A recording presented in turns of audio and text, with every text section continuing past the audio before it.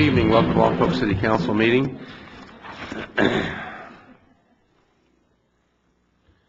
City Attorney, would you report on action taken in closed session? We handled 2 closed session matters, and there was no reportable action. That translates to we didn't get a decision. Okay, and now for this evening, our invocation from Pastor Melanie Lang. Melanie, if you'd all please rise.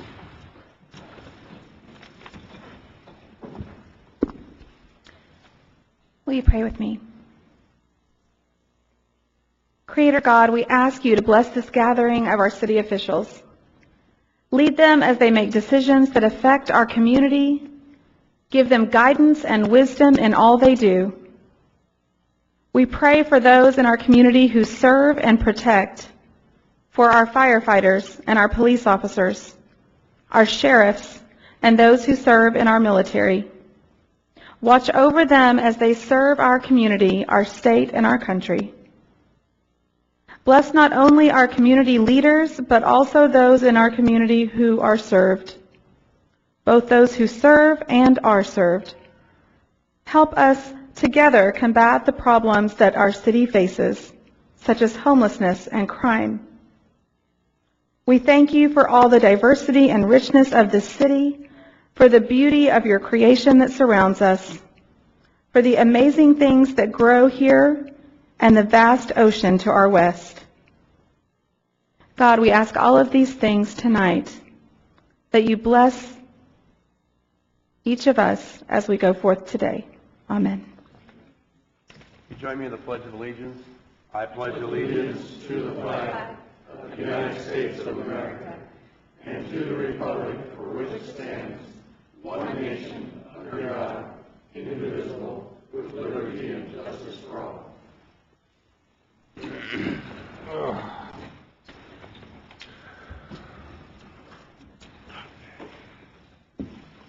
We had one presentation listed on the agenda, which is actually for next week, which is the Santa Barbara County Food Bank representative. So we'll move to the second one, the Economic Development Committee.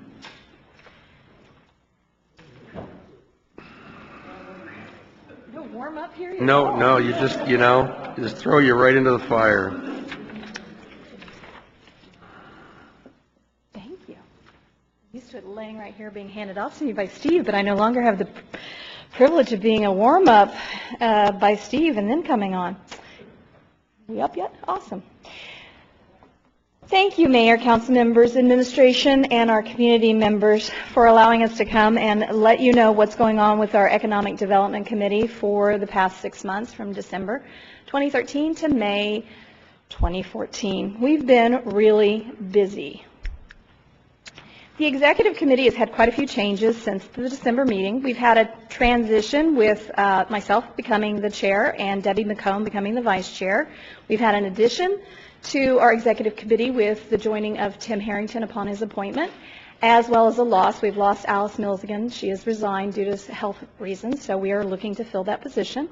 And we'd like to welcome our newest members, Wendy Cook and Michelle Hodap, as the full members, and then our associate member category has grown. We have Justin Barrick, who's a representation from the VLI or the Hotel T-Bid that came through, Chuck Marquez, Jerry Ann Phillips, Gilda Cordova, and Cecilia Ramos. And we still have one position open, which we are looking to fill potentially with somebody from the tech or the restaurant industry, because we'd like to see some representation there. Our current membership has increased to 23. Our regular 15 members, as I mentioned, Alice Milligan has resigned, and one vacant position. And then we increased from 3 associate members to 8 associate members, because we have found it's a great way for when we have these losses to potentially promote from within the organization to someone who's really up to speed. So we look forward to having more to fill in and become vital parts of these subcommittees and all the projects we're working on. For those in the community that are interested in applying, the application is always online at this web address, and if you're interested, you're more than welcome to submit, and at some point in the next few months, we will reopen for submission for the open positions, and we welcome you to apply. We are striving for greater ethnic and diversity in the industries that we have in town, and we're making progress slowly, as we have with several of our new members. I would like to hand off the rest of the presentation until we come back to our committee projects to Teresa Gallivan, our Economic Development Director.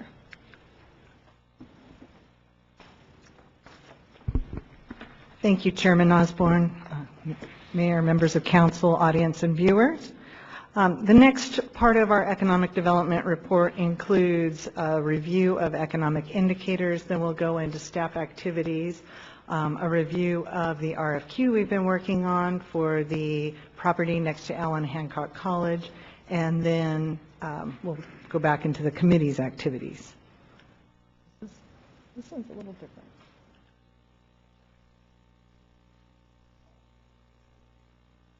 Oops. There we go. Okay, first economic indicator that we like to take a look at in this report is our annual sales tax revenue. And you can see here the red bar is 2013-14 projected annual sales tax revenue. And that is projected to increase 1.7% compared to last year to an amount of approximately $4.1 million. Again, 1.7% increase compared to last year, and that exceeds the pre-2008 peak of $4.04 million by 2.1%. Yes? The numbers aren't inflation adjusted, right? They're just raw numbers? Okay. Correct. So we had about a 6% inflation between 2008 and now, roughly 5.4, I think, was it? I think that's probably the rough neighborhood, yeah. But these are dollar numbers; they're not adjusted for inflation. Okay, so to be even in the current year with 2008 in real dollars, spendable dollars, we'd have to be up about 200 grand, roughly. Thank you. The next indicator that we look at in this report is our annual TOT revenue, and projections for 2013-14 are 1.4 million, which shows a 10.7% increase compared to last year. So see that moving in a positive direction. Annual property tax revenue. Okay, that was calculated as of,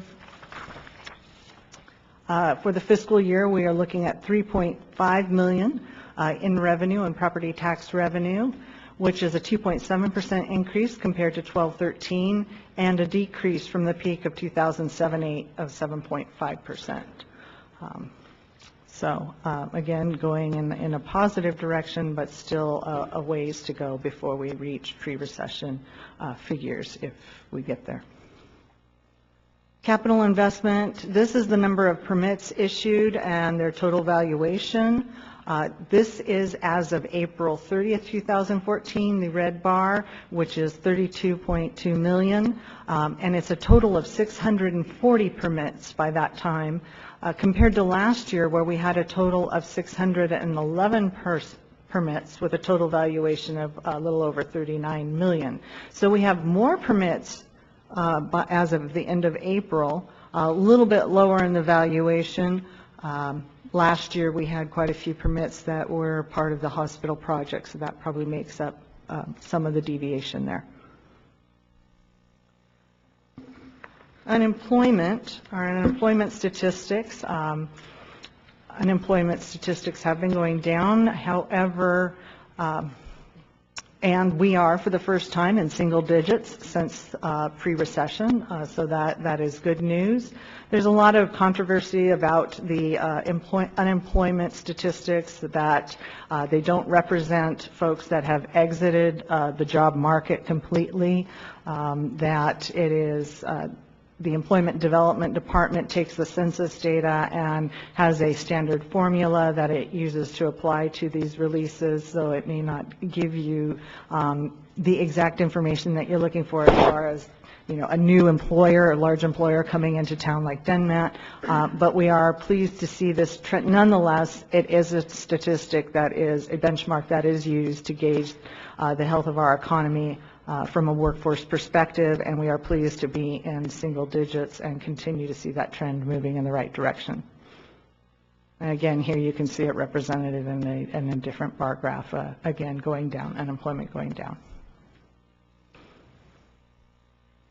So for our staff activity update, I'd like to share with you some of the activity that's been going on in industrial area or regard to the airport or technology. There have been 3 different leads that we've followed up on and a couple of different projects that we continue to work with and keep tabs on.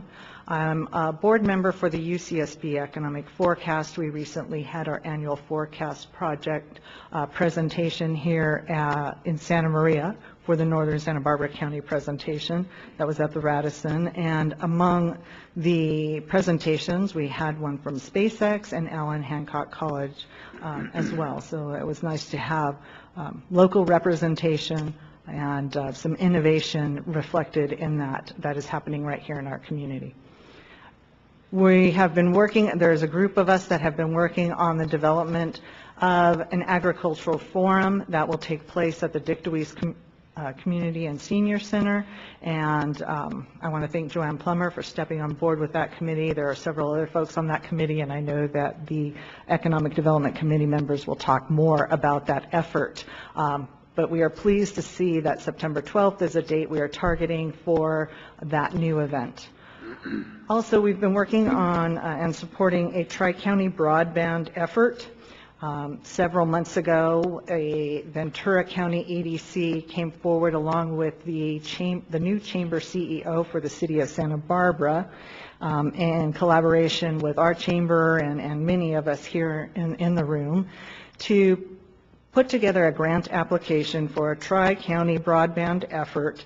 And we were all asked to provide letters of support for that grant application to the California Public Utilities Commission. And we're pleased to say that the Utility Commission staff have released a draft resolution for funding of our 3-county consortium, which is known as the Broadband Consortium of the Pacific Coast. And we did ask for 3 years of funding at $150,000 a year. We were awarded 2 years of funding at $150,000 a year, not to exceed $300,000. So that is scheduled for hearing before the Public Utilities Commission on June 12th. So that effort is making headway. The industrial park, a very important benchmark that was made in this last 6-month period, was the industrial park at Central NV submitted its plans, and a press conference was held to announce that effort. So that continues to move forward. And we work to support complete utilization of the Allen Hancock Public Safety Training Complex. Both, not only have we worked to support the Petroleum Education Council partnership that is now offering courses on at that complex, but we are also working collaboratively to assist with their grand opening. They have a community day scheduled for Saturday, August 2nd. In the area of retail and office, we followed up with several brokers, developers, and commercial property management companies for different new leads and for existing projects that we continue to work with and keep tabs on. In Old Town, there are a couple of different projects that we continue to work with. Very important benchmark, the sidewalk project was completed, and businesses were pleased with how the contractor handled the project, the speed at which they handled it, and the conscientiousness of their efforts. So it's a very attractive new amenity for downtown. Also very important benchmark, the theater project, and MOU was signed, as you're all aware of, with the Lompoc Theater project. And that is moving forward. They are able to now move forward and get an escrow account, and staff will continue to work through the process of oversight board and successor agency oversight board and Department of Finance approvals. Also in Old Town, the swap meet is another area that our city administrator continues to work through as far as activity that is going on in Old Town affecting business. In the area of housing, we have followed up on 6 projects, some of them potential projects, some of them projects that are in the pipeline. So quite a bit of activity in that area moving forward as well.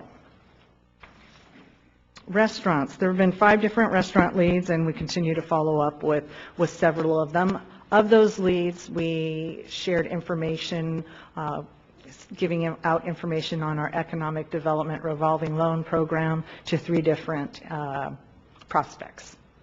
In the area of wineries, a total of approximately 3 leads that we had follow-ups with, and in regard to the resort attraction or a hotel attraction, tourism, we have had a couple of leads, and in particular, we continue to meet and follow up with 1 prospect that we are working with closely. And a very important milestone that was met is the establishment of the Lompoc Tourism Improvement District, otherwise known as Visit Lompoc. That organization is formed, and we are working through the final details of, we are collecting the assessments that district is assessing itself, and we are working through the final exchange of documentation and signing of the agreement to allow disbursement of funds. In the area of recreation, the motorsports project at the airport, we entered into an MOU with the foundation for the development of that project, and staff continues to work with the foundation group. They are working on providing us a list of consultants that they will use to survey the land so that they can move forward on submitting development plans to the city. That is the first step in the next phase of this project. The Bike Skills Park, very important thing happened last week. Their building and grading permits were issued, and they intend to have a groundbreaking tentatively scheduled for May 31st. So big week last week. Dave Baker was in here, and ear-to-ear grin, big smile. Kids Motor Park. They've requested their second operation grant from the State Off-Road Recreation Vehicle Division, and we provided a letter of support. Big event recently happened, the Criterium. The city sponsored the Criterium. Numerous departments made that, and volunteers made it a successful event, and I know there'll be more to come on that in the committee's report. And another thing that we worked on in the area of recreation this past 6-month period was a capital improvement project list that went through a very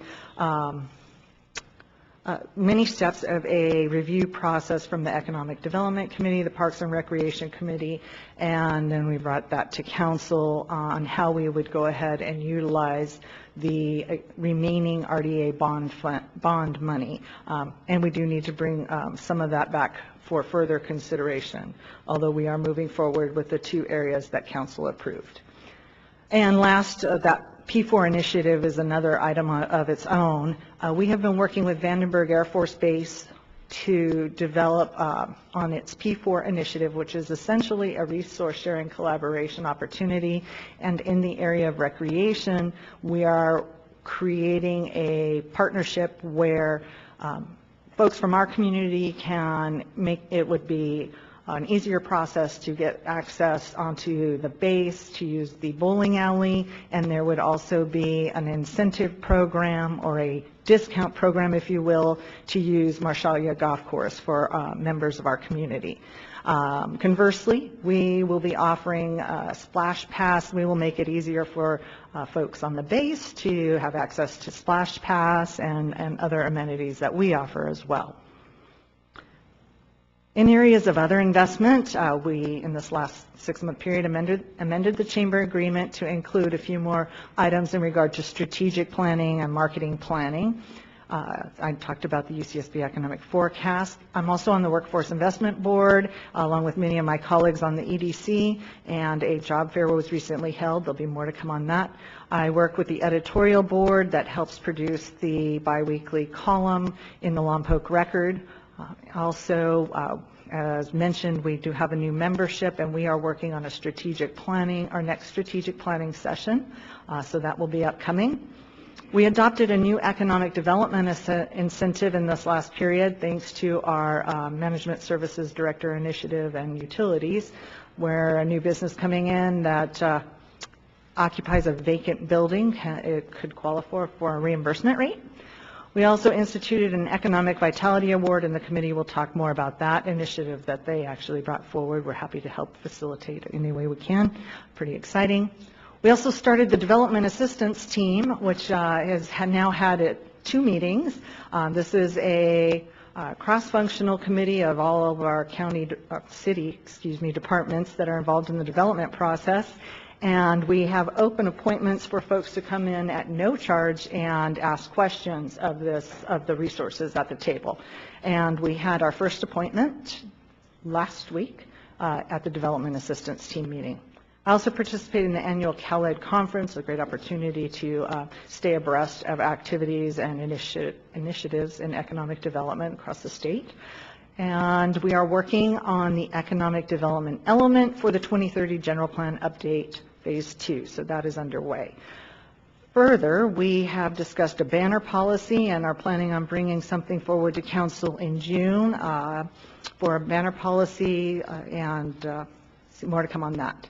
Had several meetings with the Santa Barbara Foundation along with the city administrator. We continue to collaborate with the foundation on activities that they're doing and what is valuable to our community and where there may be areas of common interest. Any questions so far? Councilmember Lingle. Councilmember Lingle. Thank you, Mr. Mayor. Teresa, I think last time we had an update, I probably made a mistake of asking Mr. Pepe an answer, or asking him a question. He gave me the answer I didn't want to hear, but asking him what your barriers were, and I think his answer was hotels, restaurants. I believe something similar to that. Again, we have on here 2 leads for hotels. What are our barriers in getting some hotels here? Are we coming up with barriers, or is there something that's preventing us from getting another hotel? Well, there is the current occupancy, which I think some businesses have indicated they're waiting for a certain occupancy rate before they are ready to pull a trigger. Others are working it as able. The others that we've been discussing, they are working that process as able. It's just not something that happens quickly. They have other projects also in the pipeline, so things are moving forward. I think that the efforts continue to move forward. There are limitations with the amount of land we have in any one space, depending on what it is they're looking for, but there are some opportunities and some good prospects in the pipeline. What I'm hearing is you're somewhat optimistic that things are moving forward in a positive direction. Yes. Okay. Okay, a couple other things. Thank you very much for the articles in the Lompoc Record. I'm getting a lot of positive comments on them, so I think it's Janelle, I realize that. Okay, well, thank you very much. It's a real positive addition to what we put out there. The CalEd, I believe we had the CalEd team here 2009 maybe? That sounds about right. I believe it was a few years before I came on board.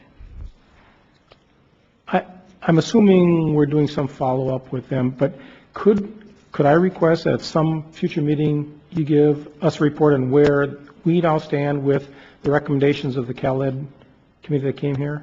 I know we were moving forward, but I don't know if we're still in tune or up to date with what they've recommended to us. And I can address that now. The CalEd blueprint was the professional advisory service.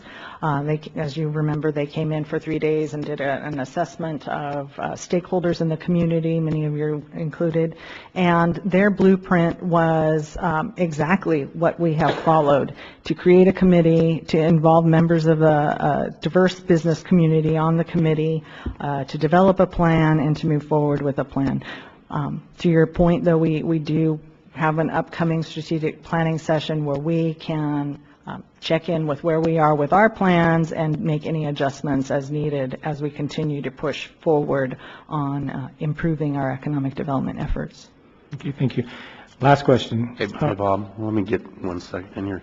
Could you tell Bob about, I asked Teresa if they were available to come back and look again and see how we done. Could you? Certainly. CalEd did go through a major leadership change in the last couple of years, and in that change, they did do away with the professional advisory service that they offered. They are now looking to reinvigorate that in some slightly modified iteration, and we will continue to keep tabs on how that plays out. However, the folks that have been involved in CalEd, we continue to strive to work with folks that are affiliated with the organization and have that economic development background. Okay. And then I apologize, maybe with 20 words or less, explain to the public what CalEd is. It has nothing to do with an educational system. Certainly, it is the lead economic development organization in the state. So it is the state economic development effort and the lead association for economic development practitioners. Okay. And we had invited them into our community. They spent several days and gave us thousands and thousands of dollars worth, probably tens of thousands of dollars worth of advice. And I think we've moved forward from there.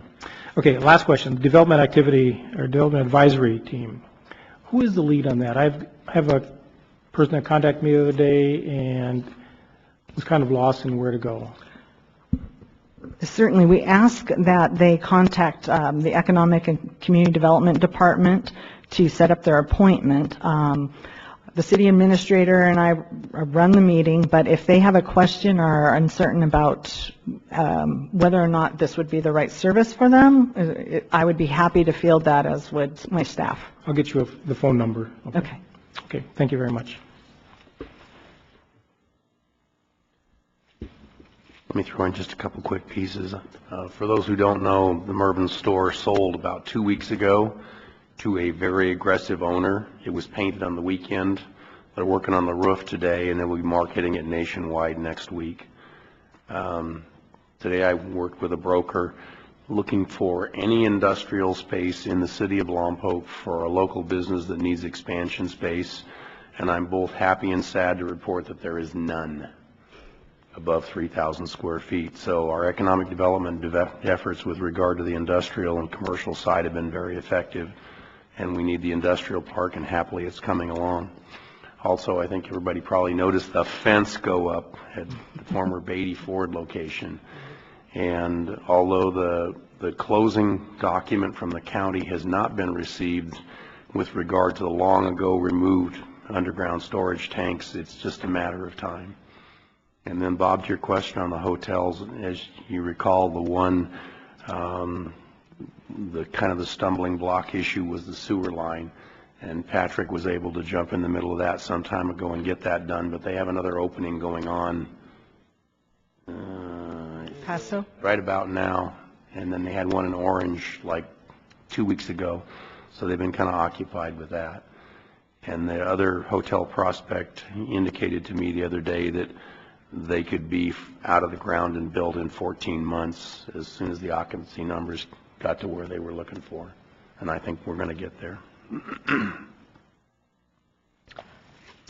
Okay, great. Now I'd like to turn it over to the work we've been doing on the RFQ for new development opportunities at the 82 acres next to Allen Hancock College. And you should have before you a document, this RFQ document, and there are also copies available for the public in the lobby. Looks like this. Great.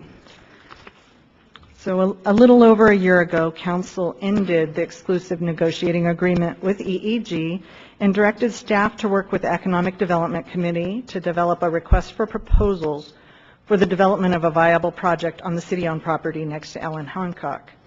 Since then, an ad hoc committee of the EDC was formed, and I want to thank Steve Pepe, Janelle Osborne, Tim Harrington, Debbie McComb, Gilda Cordova, and Bob Manning, and Lucille Breeze for all the work they have put into this document.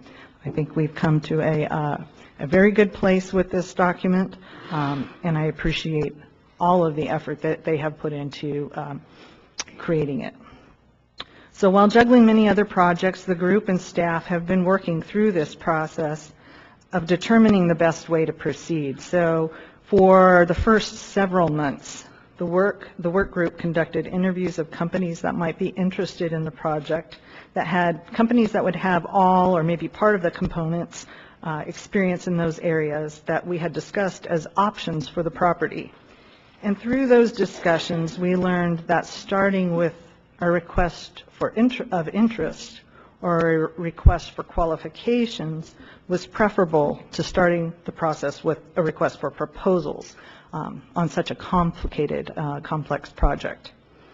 We also met with city purchasing to discuss the merits of the different solicitation methods and concluded that the development of an RFQ, request for qualifications, was the best approach for soliciting qualified interested parties. So from that point, after quite a bit of that period, which took many months, we started with a draft version, and that has been reviewed and edited, compared to other similar documents and samples, and reviewed and edited and added to and made better over several months of this process.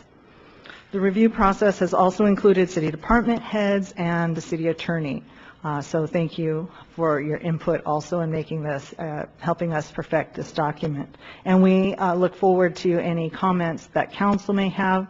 Our goal is to have this out in June, and we are working on the next steps of our distribution process and distribution list. So your input on helping us make this a very widespread RFQ process will help the success of the process.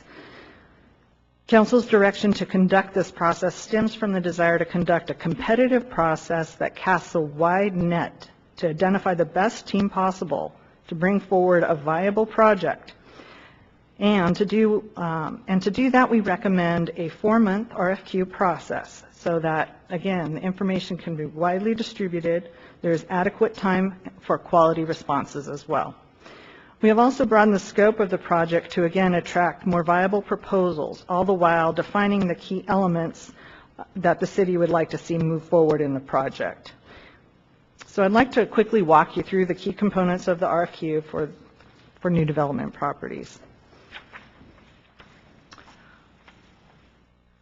First, we go through, we have the solicitation request letter, we have the introduction, which basically gives you history, demographics, and highlights industry and amenities of our community.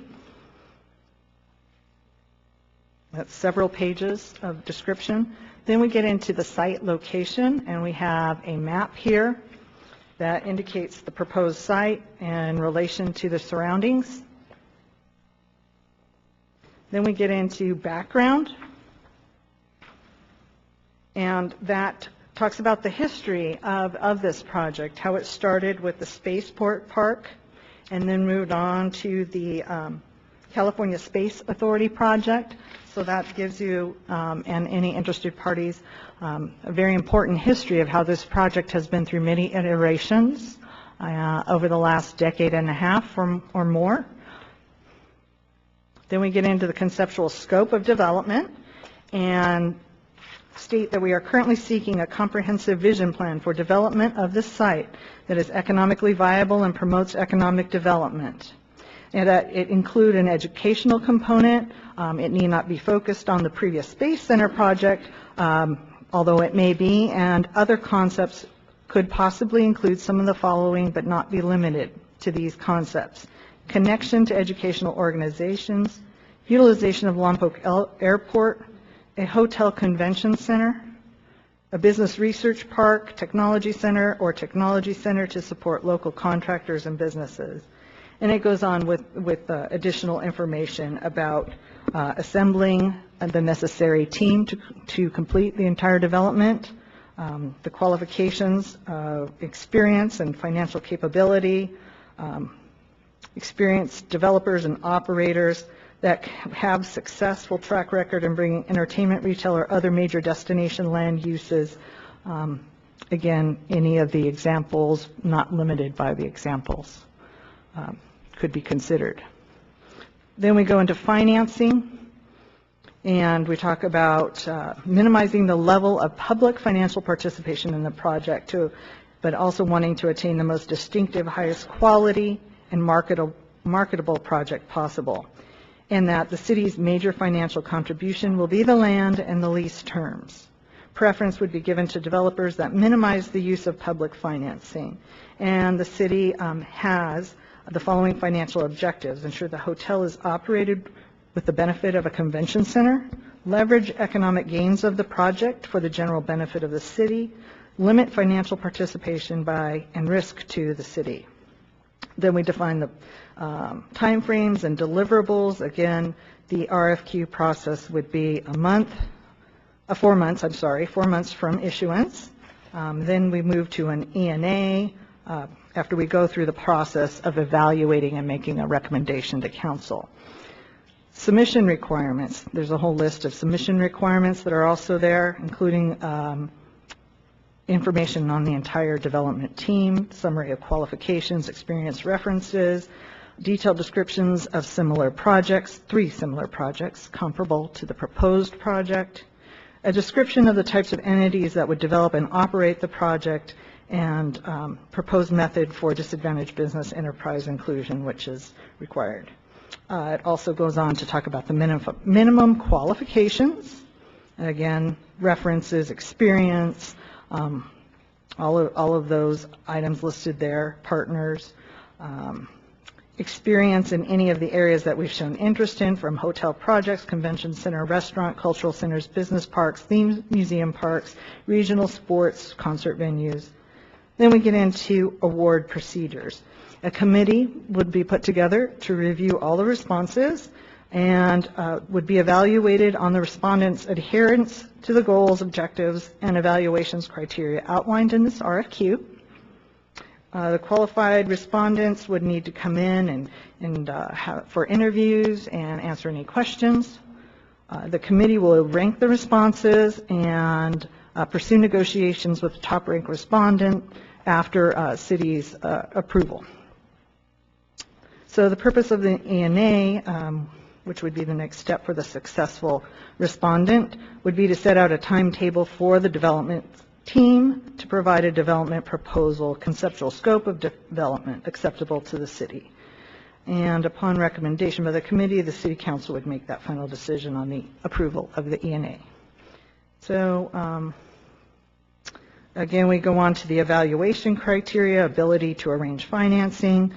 The evaluation criteria, very important. The ability to arrange financing, the focus on job creation and expansion of beneficial economic impacts, historic ability to complete similar projects, experience developing, owning, or operating similar projects, quality of response, creativity, quality, logic, and design, and architectural concepts, ability of design and site to achieve the goals of the project, and lowest financial completion risk to the city.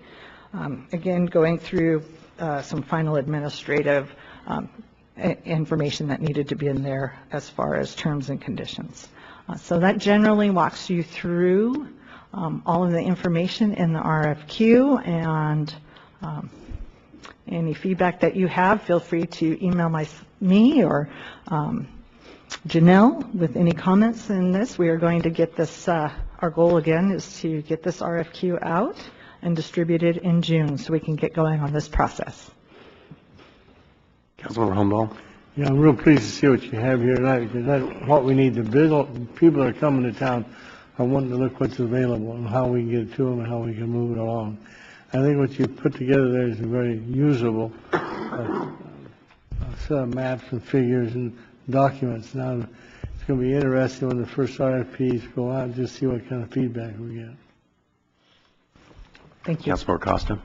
Thank you, Mary Lynn. I think this is really great. I think that we took the time to create this document. I think we can actually use a lot of this information when we're doing a lot of the other economic development work, not as an RFQ, but, when we're soliciting businesses. I mean, all of the stuff that you put on there, it's comprehensive. And so I thought that was really great.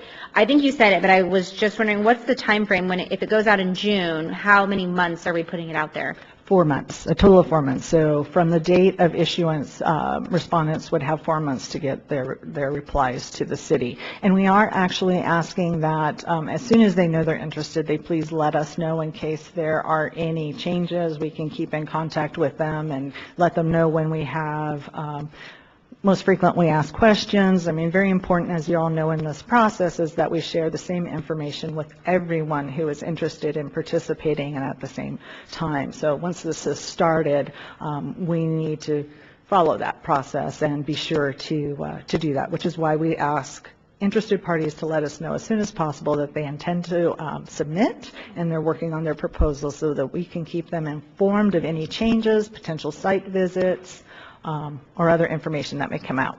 And so, but technically after 4 months, if for some reason, we feel like we haven't received the breadth of responses we were looking for, we could always extend that time frame?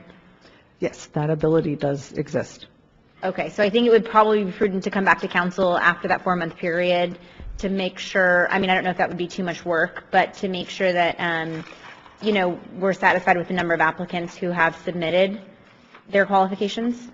Certainly, we can come back to council with an update as to the level of response we've received and the, first blush quality.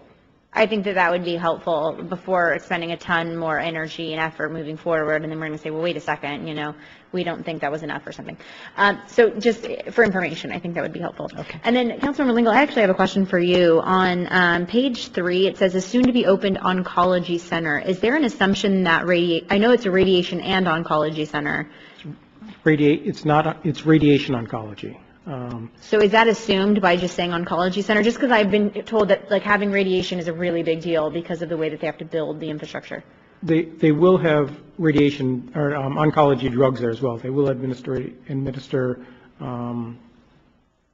oncology drugs there, but it's mainly for the radiation, so people don't have to travel outside of the community for it. Because right now you can receive drugs for their chemotherapy. Mm-hmm. That's what I meant, drugs, chemotherapy. They can receive that in the community at this time, but they cannot receive radiation oncology. So this is the big advantage of having that center here. So you may want to add that in, just the verbiage to that. It's on page 3, the second bullet point, soon be open radiation oncology center. Only because when I'm told about it, it's always radiation oncology. So that's just what I noticed. Thank you for the clarification. Thank you. On page 2, I think you probably do yourself a favor by providing a little more depth on our utilities. The fact that we don't have a water shortage and we have a new sewer plant, and just to add a paragraph in there that would cover those things. That seems to be important when I'm talking today to economic development prospects as opposed to in the past. Good point. Trash rates, economic development rate for various city services. And then the other thing that I would be concerned about, and I don't know how we're going to phrase it, but this project needs to generate its own hotel stays, because if it was just going to scalp the existing hotels to fill that hotel, I wouldn't be very much in favor of it, because we didn't gain anything. We would hurt our invested hotels in town. So the hotel needs to reap the benefits of the rest of their operation. Yes, and I think tying it to the convention center was one way to try and affect that, but point well taken. So I think it needs to be tied to the convention center and to the other public entertainment areas that would cause them to have their occupancy. Yep. Anyone else have a question on this? Thank you. Next. Sorry, the picture on the front, on the lower left corner, what is that a picture of? Ooh. I just can't, I'm like, is that, it's not. I wanted to say the Victor Weiss, but you know what? I need to double check on that. Oh, is it the visitor center at Vandenberg? Well, that wouldn't be, totally off, I guess, but I just wanted to make sure it's local, that's all. Yeah, good point. Thank you.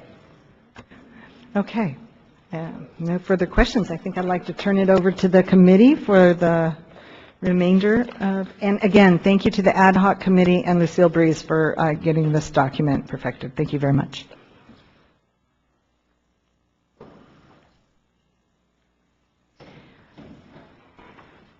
There was a second annual Job and Resource Fair that was held on May 1st, 2014 at the Lompoc Veterans Hall. There were 39 employers, resource agencies, and education providers. In attendance was approximately 400 job seekers, and it was in partnership with the EDD, the Allen Hancock College, the City of Lompoc, Lompoc Valley Chamber of Commerce, Goodwill Industries, Excel Personnel Services, and various local government agencies and private organizations. And we were thrilled to see that happen and look forward to those to continue and hopefully soon have some results to hear about that. Our committee has been very busy, so I'd like to share with you some of our project updates that are going on. As Teresa mentioned, we've been working diligently on the RFQ for city property. One of the individuals that we failed to mention was Rick Rance. He did a great deal of research on other entities that had submitted RFQs successfully and what those were and what cities those were located in, both small and large. So that was a basis for developing a really strong document and then fine-tuning it to reflect our community. It is complete. It is ready for distribution, as she said, starting in July. And so we welcome all recommendations for distribution from the community, the council, and local businesses.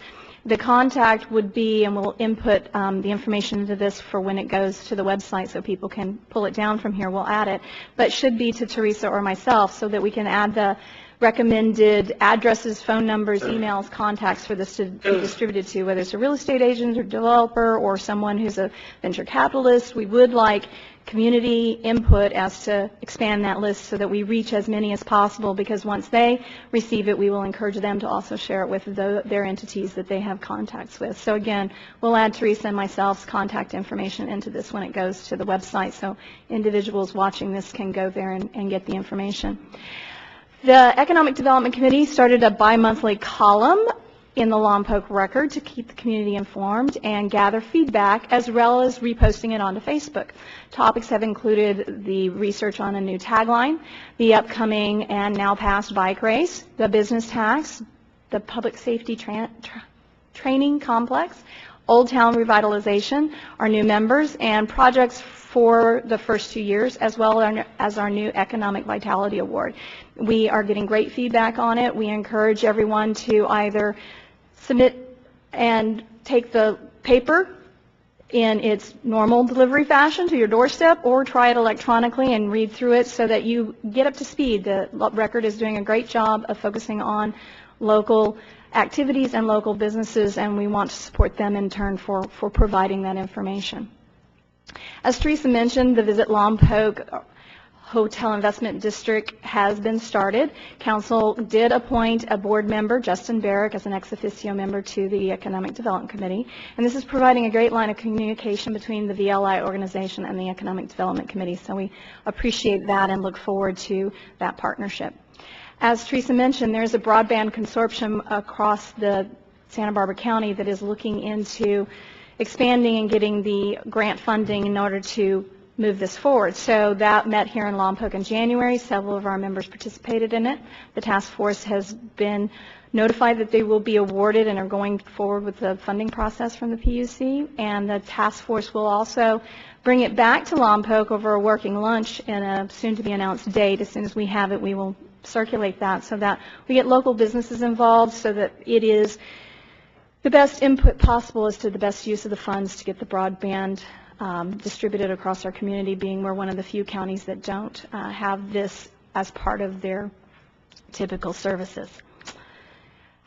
As we mentioned, we have the new Economic Vitality Award. The committee discussed ways to recognize both established businesses and new businesses in the community that are making changes and improvements, and we came up with an award that we could give out on a monthly basis. So we created the Economic Vitality Award, and we like to call it the EVA. So it's based on recommendations from not only our committee, but from council, from community members, from businesses in the area. Anyone can submit the nominations to it. The committee then evaluates and discusses and votes on, and each month will at least award 2 during the month towards whether they have great physical appearance changes They've implemented some new technology. They've relocated to Lompoc. They've introduced a new industry. They've been pioneers of a local current industry. If they are successfully established business that has been around for a long time and has shown us that they're invested in the community, and we want to recognize them for that. And there are many other options that they can be submitted for. Our first awards were given out in April, and those were given to Denmat for relocating to Lompoc and bringing so many jobs and great opportunities for higher tech jobs in the area. Better Beds and Furniture for the great new improvements they've made to the physical appearance as well as to the new furniture line they are now carrying within their business. And Divine Wine Bar and Bistro for helping start the revitalization of Old Town with the sprucing up of a neighborhood corner that has become a new place to hang out. The May Awards have begun with Southside Coffee, and watch the newspaper this week and our Facebook page as we announce the second award winner for the month. Southside was awarded for all of the improvements it's done to its interior as well as implementing new technology to help better serve its clientele, and we were really impressed with what they've done. We are looking to take the EVA a little bit farther by taking all of our monthly winners and at the end of the year having annual winners selected from these monthly awards and presented at the annual chamber dinner. So we will culminate with some annual winners over the groupings that evolve as we develop this award. We welcome nominations from the council, residents, and the business community. So please let everyone know that you like a business and you like what they're doing and you like how they've been here, and put them on our radar so that we can provide them with this lovely award. What it is a certificate as well as a window sticker and some additional stickers they can put on their cash register, on their vehicle, and we provide them with enough to plaster it all over their front doors. Janelle, how are the businesses responding to the reward? Or the award, not reward. They have been quite gracious and amazed. A lot of the feedback is, wow, we didn't know anybody was noticing. So we want that to really be what is going on, is that not only that the business is recognized for what they're doing, but to make sure the rest of the community recognizes what's happening in case they haven't gone to that corner of town or they haven't driven by recently or they haven't been in, is to encourage them to go in and support the businesses that are investing in their community, that are trying to stay in town and improve the service or provide new jobs or expand.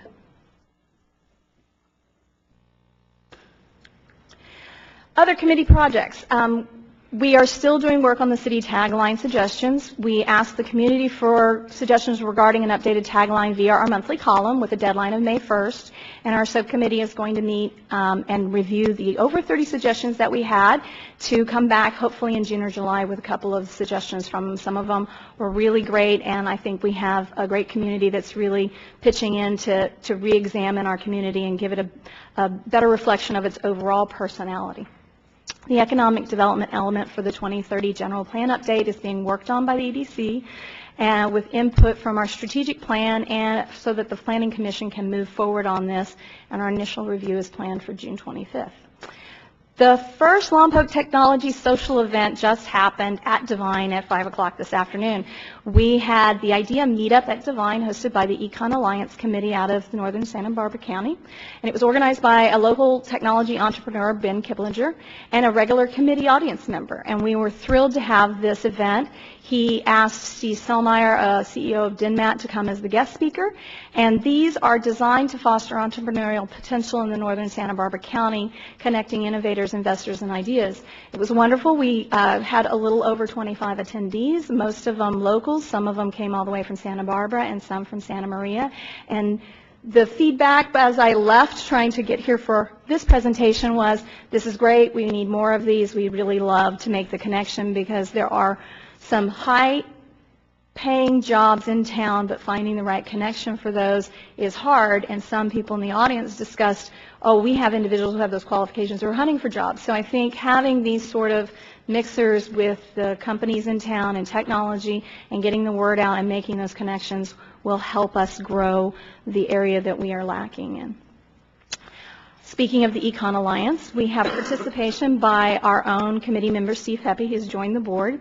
Ben Kiplinger has also joined the Econ Alliance board, increasing Lompoc's representation on the Northern Santa Barbara County joint endeavor, along with Dulce Sin, and I think there's one or two other Lompoc residents that may be members of it. Several of the organization's meetings have been held in Lompoc recently, and many of the attendees have commented on it's not the same old Lompoc, and a lot is happening here. So we were really thrilled to hear that, and again, heard that a lot tonight. The winery regulation resolution was brought to you by the Economic Development Committee. It supported proposed limitations to the eastern side of the San Ynez Valley, permit charitable and family special events, the use of solar panels, inexpensive winery buildings out of sight line, and permit sale of agricultural products grown or produced on the winery's premise. Tonight there will be the discussion of the grand jury resolution recommended by the EDC to restructure the SBC grand jury appointments to better reflect the county, as well as relocate to a more centralized Santa Barbara County location, preferably Lompoc, but we would be thrilled if it was centralized, at least in our area. The update of the sidewalks on the west side of the 8th Street between Ocean and Walnut, we are thrilled with how well this was executed, how quickly it was done, ahead of schedule and on budget, and businesses that have committed to updating their buildings are now working on completing that promise for having gotten that done so well. So we are thrilled with it. A lot of the comments at the race were how nice that area was when the bike race was in town, to have the sidewalk that was very easy to walk down and wasn't causing tripping or issues. The Public Safety Training Complex signed its contract with the Petroleum Education Council in January and has its grand opening ceremony planned for July of 2014, and then again the open house in August. The DeWeese Community Center Senior Center marketing task that was given to the group, the subcommittee met, reviewed, and provided the Parks and Rec Department with recommendations to improve the contract, website information, and promotional outlets for the DeWeese Center. And as a result, an easier-to-read contract, better organized information packet, and new trifold and advertising and local wedding guides has been done. The agricultural conference will be held at the DeWeese Center in September, which we are thrilled about, and that is a partnership with Acon Alliance.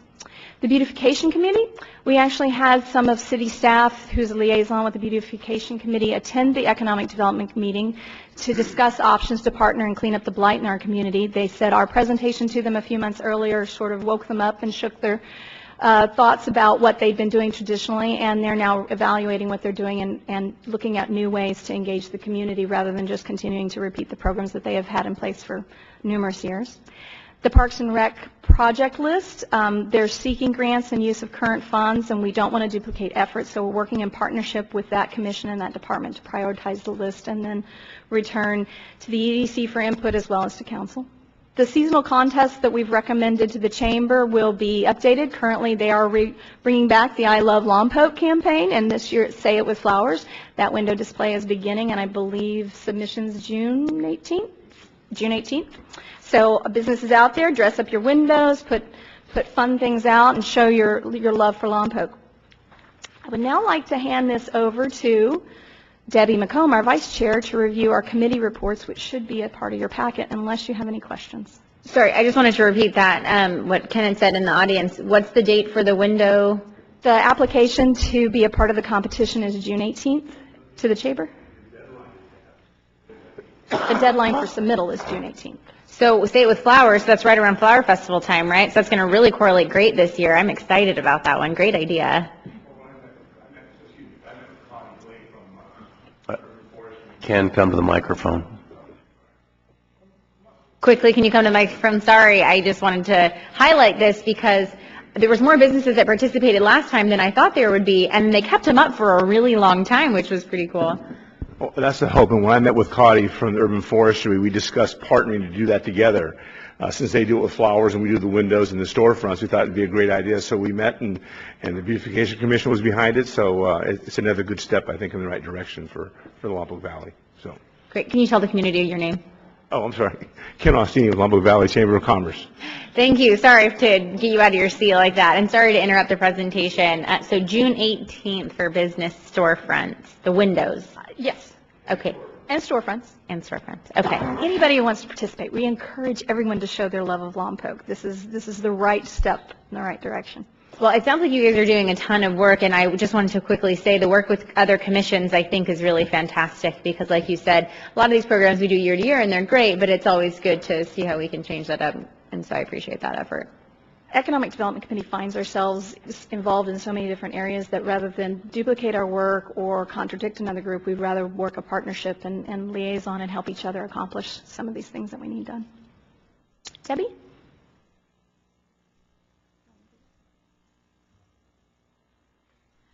Good evening. What I'd like to do, rather than read you what's on the chart there, is express we have a really great group of people that you guys have helped put together that have a diverse knowledge in a lot of different things and a lot of creative ideas, and together we are trying really hard to think outside of the box.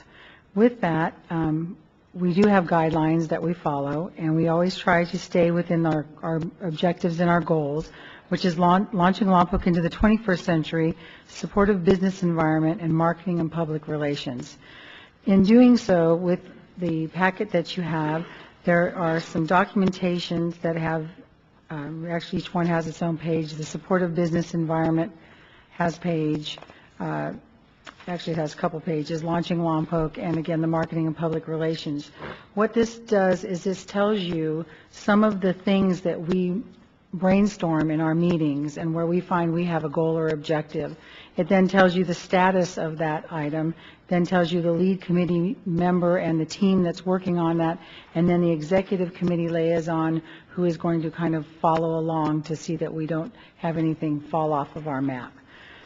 And then also in your project package, we also have supplied the additional standing committee dates of things that some of the people have been doing in areas of the community outside of our EDC meetings. So in addition to all these great people putting their mind together, they are out there in the community. They are getting involved in little fingers of the hand that will hopefully feed Lompoc.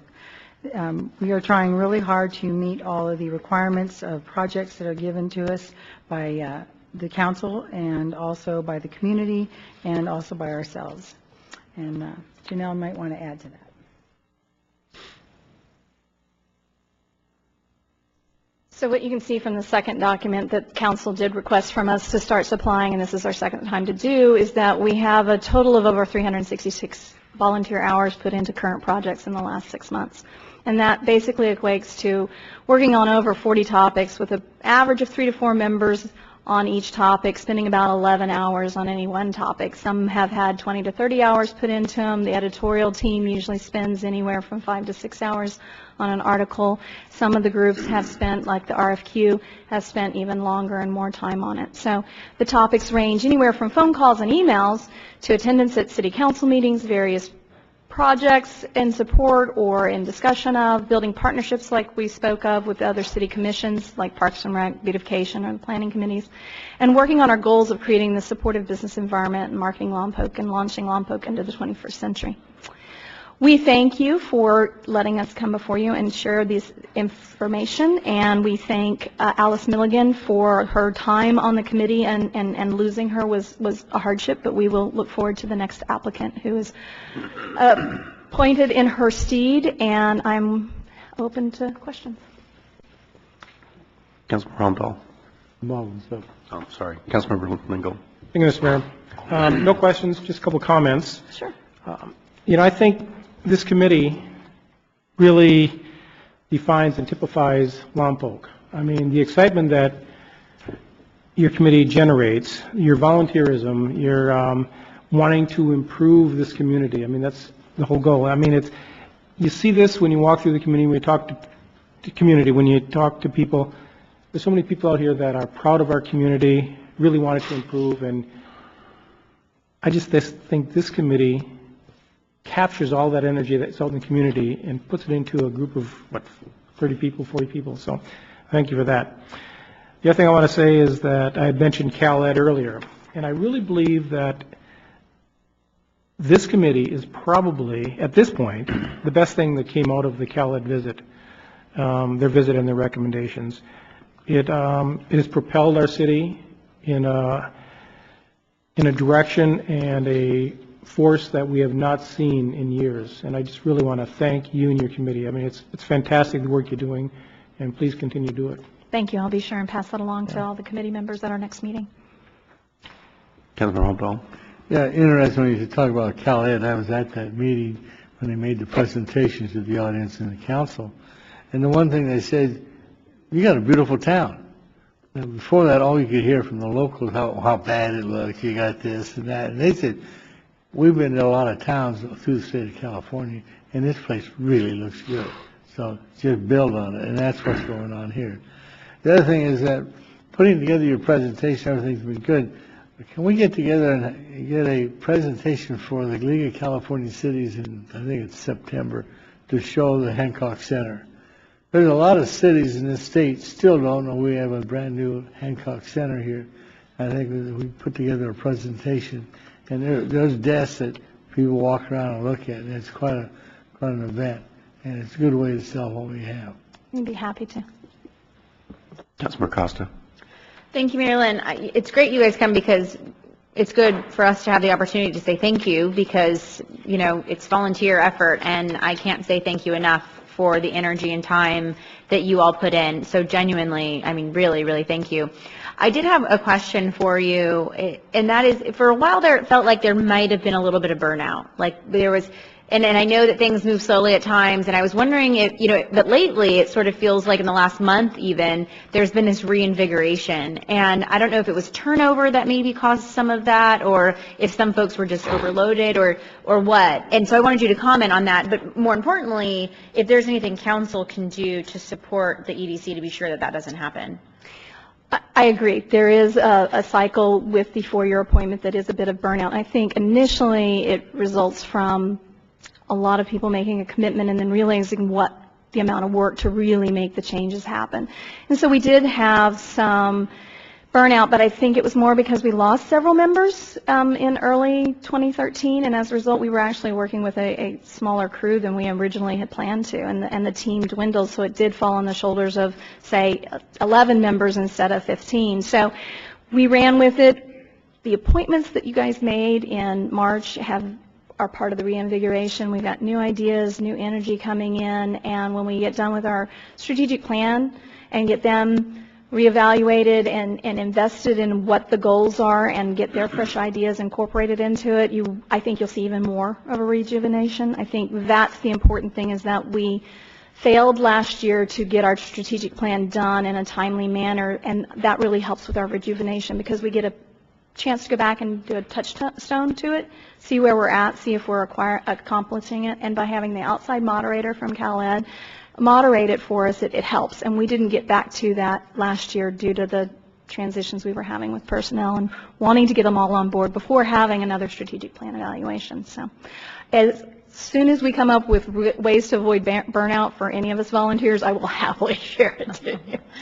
Well, you know, and in every committee it's different. And so, you know, what is the incentive to be on the committee? And we need to just be cognizant that there's, you know, council may play a role in that, whether that's changing terms or however that works, you know, so just please feel free to communicate that to us. Even still, tons is being done that otherwise wouldn't be done without this committee. So, I mean, really just amazing work. I do have one question for Ms. Gallivan, and I don't know if this is the time where you would bring it forward or if it would have been the next report, but the last two annual reports, was it that I was requesting the business closure information? Yes, the last two reports, we did talk about new businesses, and you did ask for businesses that had closed, and I do have a list that does include that, but I didn't get the chart with the jobs included, so I don't have all the information for you. But generally speaking, we had more than a dozen that have opened, and several that have closed, and some expansions. So I would like to bring that back with greater detail in the future. And I think setting that the way you did in those three categories and visualizing that would be very helpful. Okay. Thank you. Councilmember Starbuck? Yeah, thank you, Janelle. I just have one question. Status on the Venters Park. We have shelved that because there hasn't been a strong interest by any of, say, the vintners groups to do it, or a private foundation group. I know that the Parks and Rec Foundation was approached at doing something similar. And so it's out there. We realize that it's available to do. We continue to discuss it and reach out to someone who shows an interest maybe in doing a food truck, or, throwing the idea out there as a solution. We just haven't had anybody really bite at the opportunity. Thank you. Actually, on that subject, I met with the Vendors Association's new executive director, whose name is failing me right now, Morgan, with an E, at the mayor's luncheon the other day, and we talked about the Vintners Park, and I came back and typed out kind of an outline of the concept from the effort to get it off the ground 2 years ago, and forwarded it to her, and she's going to take it run it, putting together the 10 people that are needed to form the committee. So if anybody out there in TV land would like to join that committee, send your name and email to me, and I will get you together with Morgan. We do need 10 people who live and work within 18 miles of the corner, or 15 miles of the corner of H and Ocean. Well, obviously, you guys are my best friends. I was just sitting here, I went through a presentation a year ago at League of Cities where it was the volunteer coordinator from, I think it was Carlsbad, but I apologize if it wasn't, talking about the value of what volunteers are. And I figure you guys just contributed $11,000 to the city of Lompoc on a conservative basis without having to pay any of your benefit cost. So that would have put you up around 15 or 16,000. It's actually an underestimate given the quality of our committee committee members. But suffice it to say that most of the things that you got done wouldn't have gotten done without you getting them done, because we're all kind of busy already. So we really, really appreciate the time that you guys put into it. And I think we all understand that it's made a difference. Thank you. I'll be sure and make sure the whole committee hears your comments.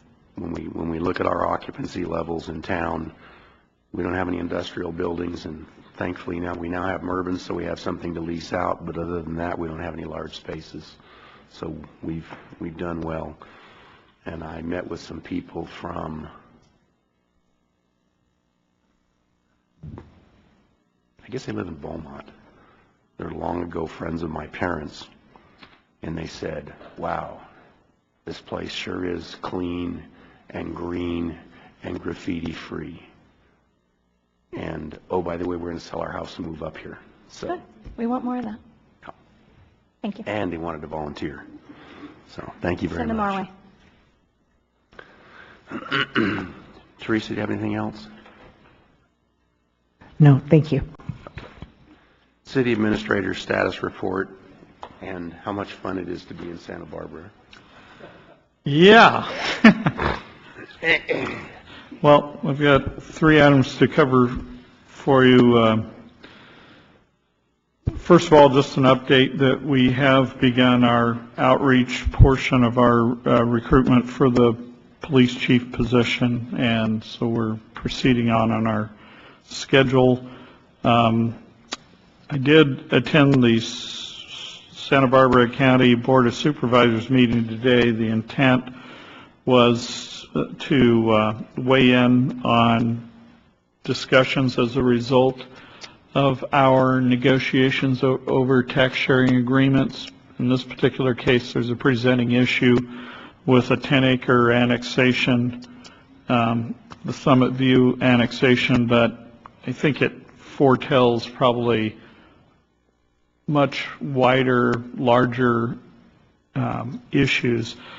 Bottom line is we really couldn't come to an agreement, and the board voted to basically move us to a process that under the taxation codes could take us to mediation and ultimately arbitration over the tax sharing issues.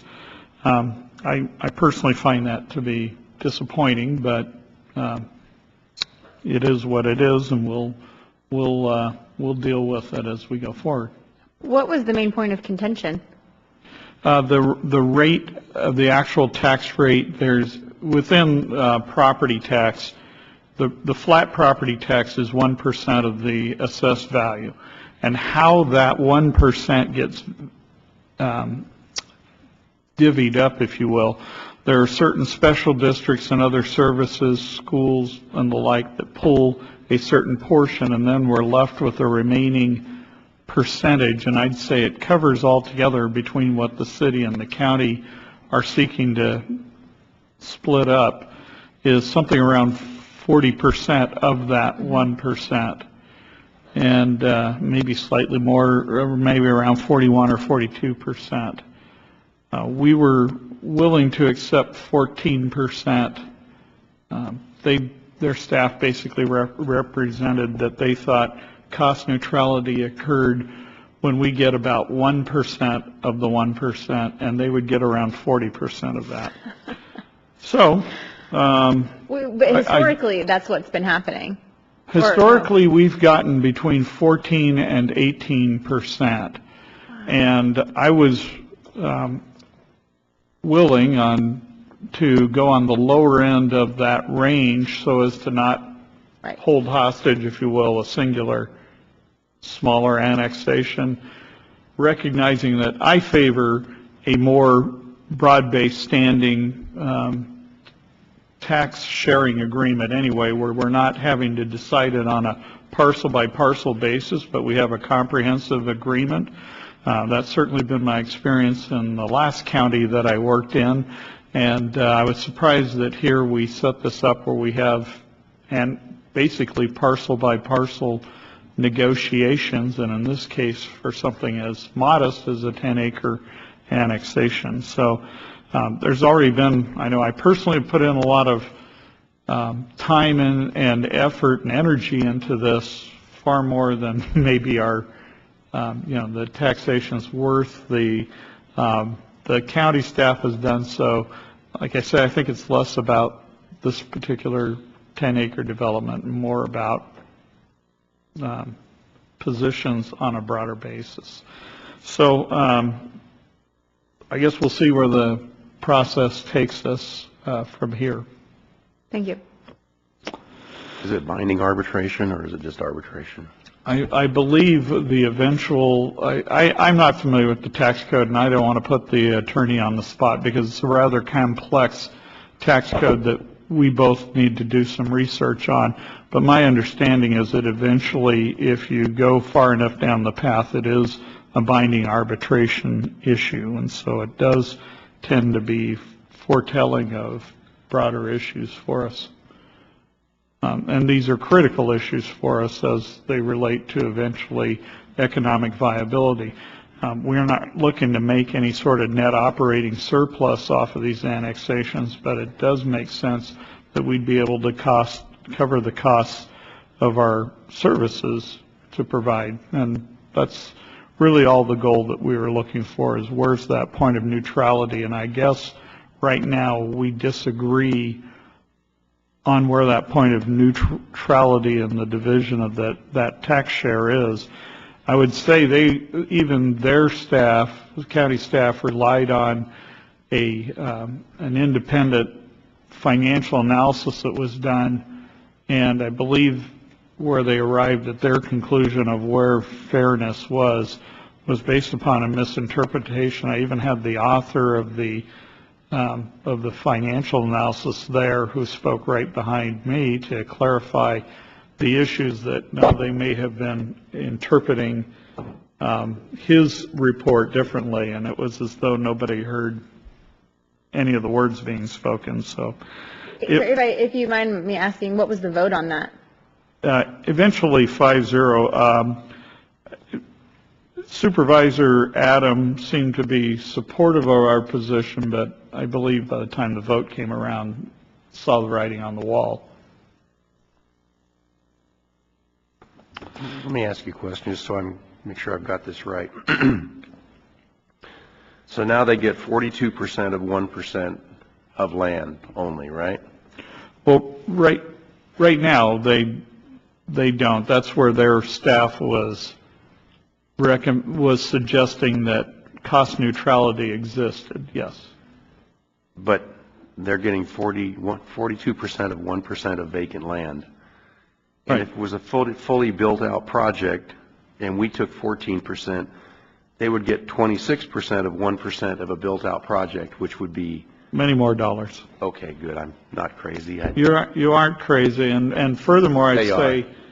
there's also more money available, interesting enough, if this project develops in the city rather than in the county, because the city, having an abundance of open space, doesn't require on an individual development to have as much open space as the county ordinance would if they develop it. Basically, for this 10-acre development, our requirements are less than an acre of that be open space.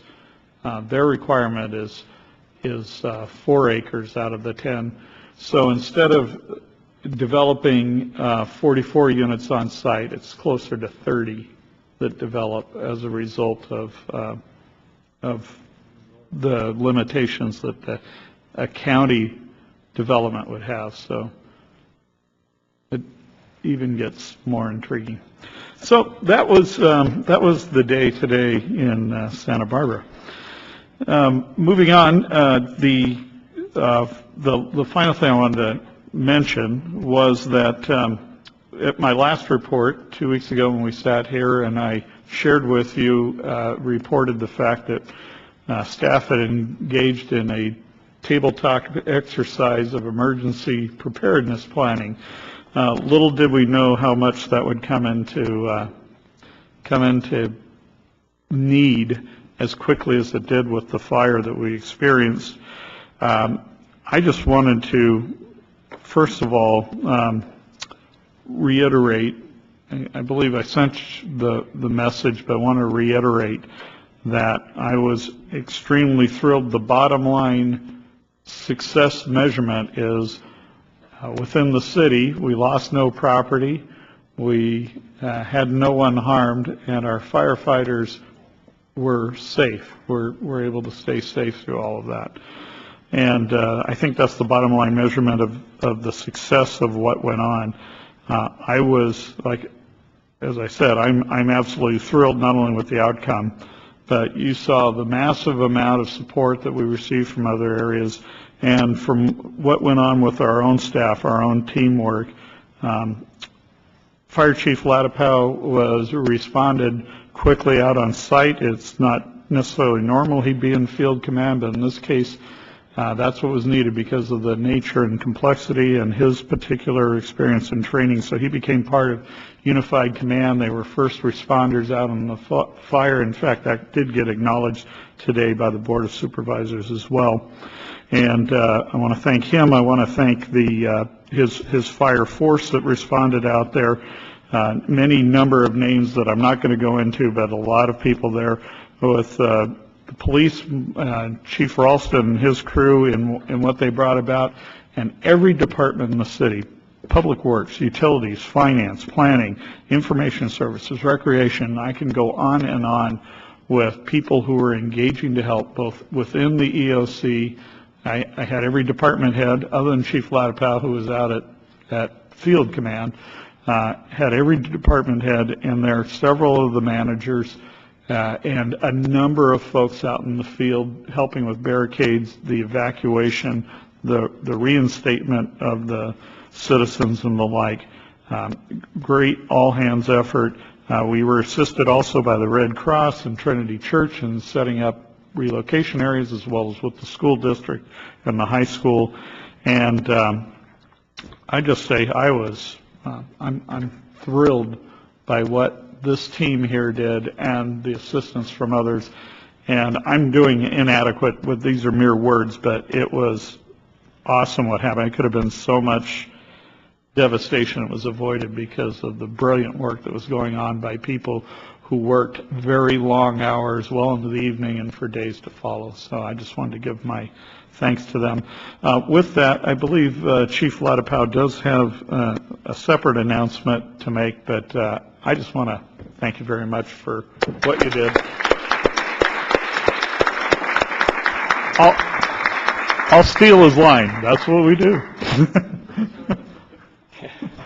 It's always a team effort, and those of you who witnessed the event We had folks from LA County, Ventura County, San Luis Obispo County, Kern County, and it just so happens the DC-10 was relocating here back to the Santa Maria base from New Mexico, and had a partial load of retardant that they shared with us here along the southern end of the city.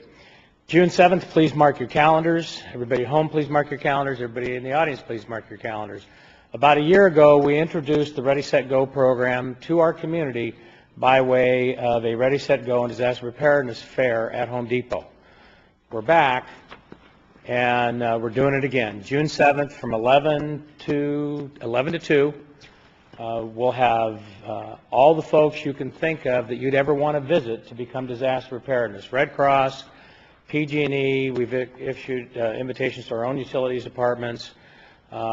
I was listening to Chief Brown this morning on the phone with one of the animal rescue groups to have them come in and set up. So everything you ever wanted to know about being prepared for an event, regardless of whether it's wildland, interface fire, or a flood, or an earthquake. So please join us. In the city administrator's report, there was kind of a nice section talking about how the firefighters from other areas felt about Lompoc. Maybe you could cover that so everybody knows what a good job we did. Absolutely. While we were transitioning the overhead teams, which actually never fully transitioned because we put the fire out, but the more complex overhead team was moving into the city, and I had the opportunity to speak with the incident commander, who I've known for quite some time, and he was very impressed with the support from our community and how well we clicked.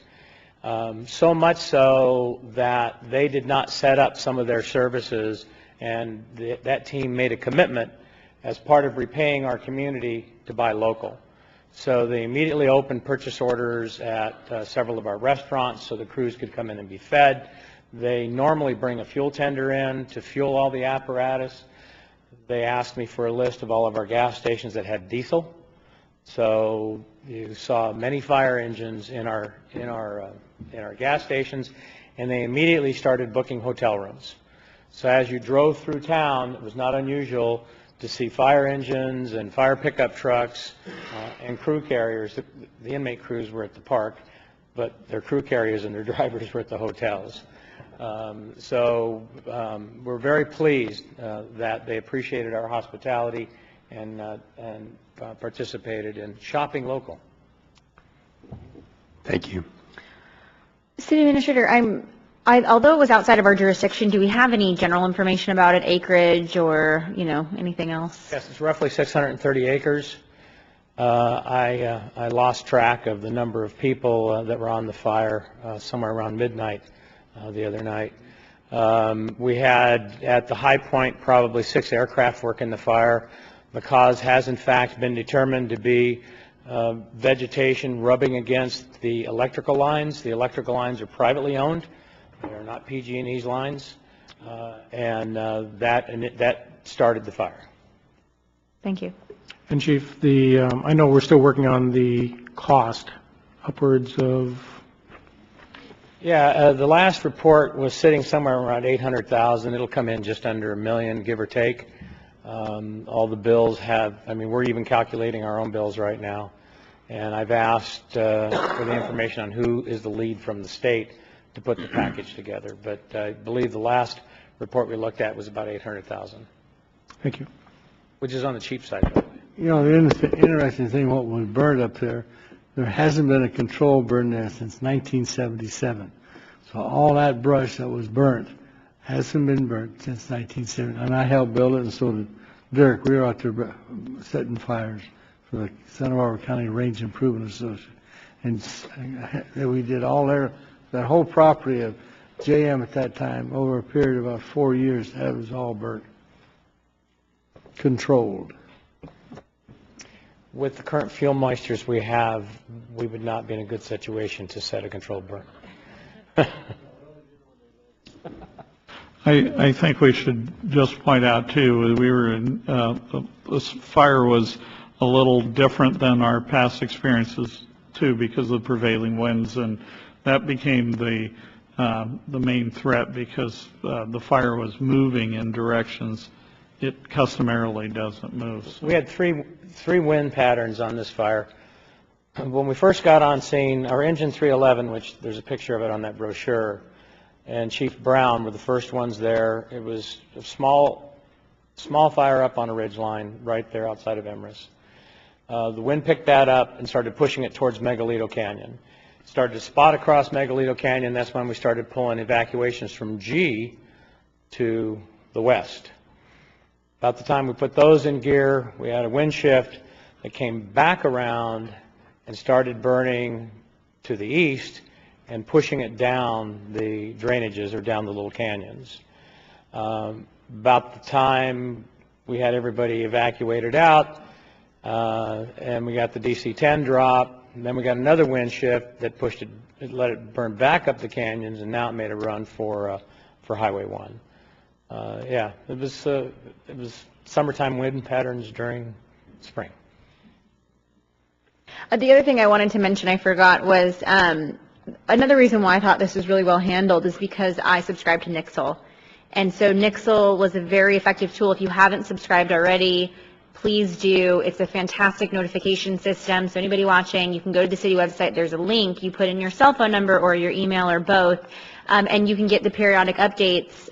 So instead of wondering what's going on, it was very informative about the locations of evacuation and kind of kept things updated where I felt safe because my home was pretty close to the evacuation area and both my sister and my dad lived in the evacuation areas, and so it was nice to stay updated that way. So I just wanted to put in a plug for Nixle because for me that was a very effective tool that day.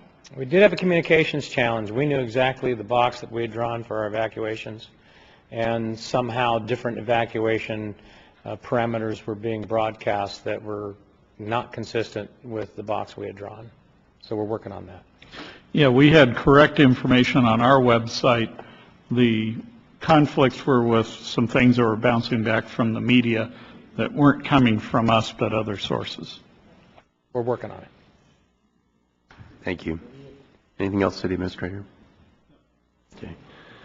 Now we'll have oral communications. This is your opportunity to talk to us on any subject for 5 minutes. If you're going to talk to us on an agenda item and you can wait, please wait. If not, come on down. Come on down. State your name for the record. My name is Frank Campo. I am the Vice Chairman of the Public Safety Committee, and I just want to echo what the City Administrator says on last Tuesday's incident. I work in Santa Maria, and I subscribed to Nixle, so I started getting, my phone was blowing up about the fire, and my wife was here in town, and she had the scanner on listening to the fire channel, and she started, the evacuation zones kept on getting closer and closer to my home. I live over by the DeWeese Center, so I'm like, it's 4 o'clock, I'm leaving Santa Maria. So I came home, and as a safety commissioner, I went to Fire Station 1, and myself, Commissioner Bellas was there, so was Planning Commissioner Fink, and we were, trying to hold down the fort, and Chief Latipal's wife was there as well, and I called my wife down to come down to help out because she serves on the foundation, the Fire Foundation too. And I just want to let the city know about the support that this community gave our first responders. I think last week we probably broke records. It was 100 degrees pretty much all last week. So just imagine wearing those turnouts gear, fighting fires. Men and women were burning up with heat. But I just want to give special thanks to, we were sitting there in the fire station, and Home Depot comes rolling up. The manager from Home Depot, he had a pallet of water on the back of his truck. He's like, where do you want it at? So we told him drop it off out back. He says, I have another pallet of water coming. Where do you want that at? We figured, well, let's send it down to the staging area. So we went sent over to Miguelito School. And then about an hour later, we had someone just came by and dropped off sandwiches, the foot-long sandwiches from Vaughn's. And then about half hour later, we got foot-long sandwiches from Walmart. And we're not talking 1 or 2, we're talking probably 20 or 30 sandwiches. So the support the community gave, when we were having folks come by, you guys need anything? We said, no, we're good. So that was, on Tuesday night.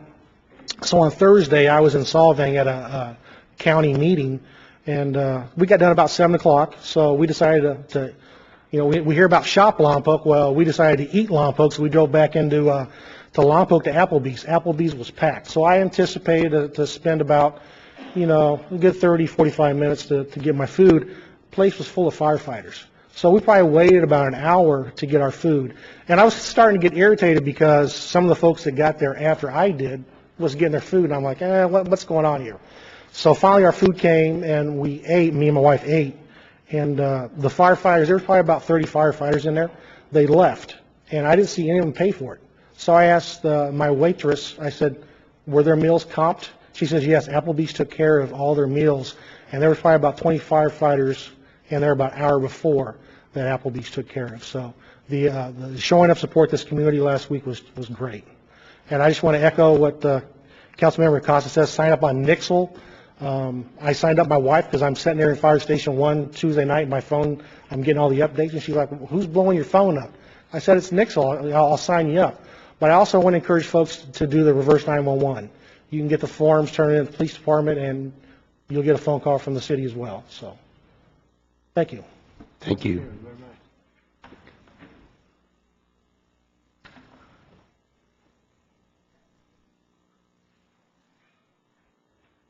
I just want to add on to that because I was a resident part of it, and you know what? Oh, Tony Ostini, resident Lompoc. It was surreal, and I have to really say thank you to Larry Ralston, the chief of fire, because I was standing there right across the street from the park where I reside, and it was like a movie. I mean, there were aircraft carriers dropping flame retardant, big, gigantic, bulldozers going by, police telling us to beware, ready to evacuate just like that, and all the firemen coming and going. It was very well orchestrated, and that fire just went away, and I just have to say kudos to our city. Thank you.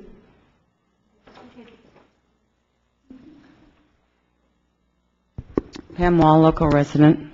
I'll reiterate all the kudos to our safety officials. It was amazing.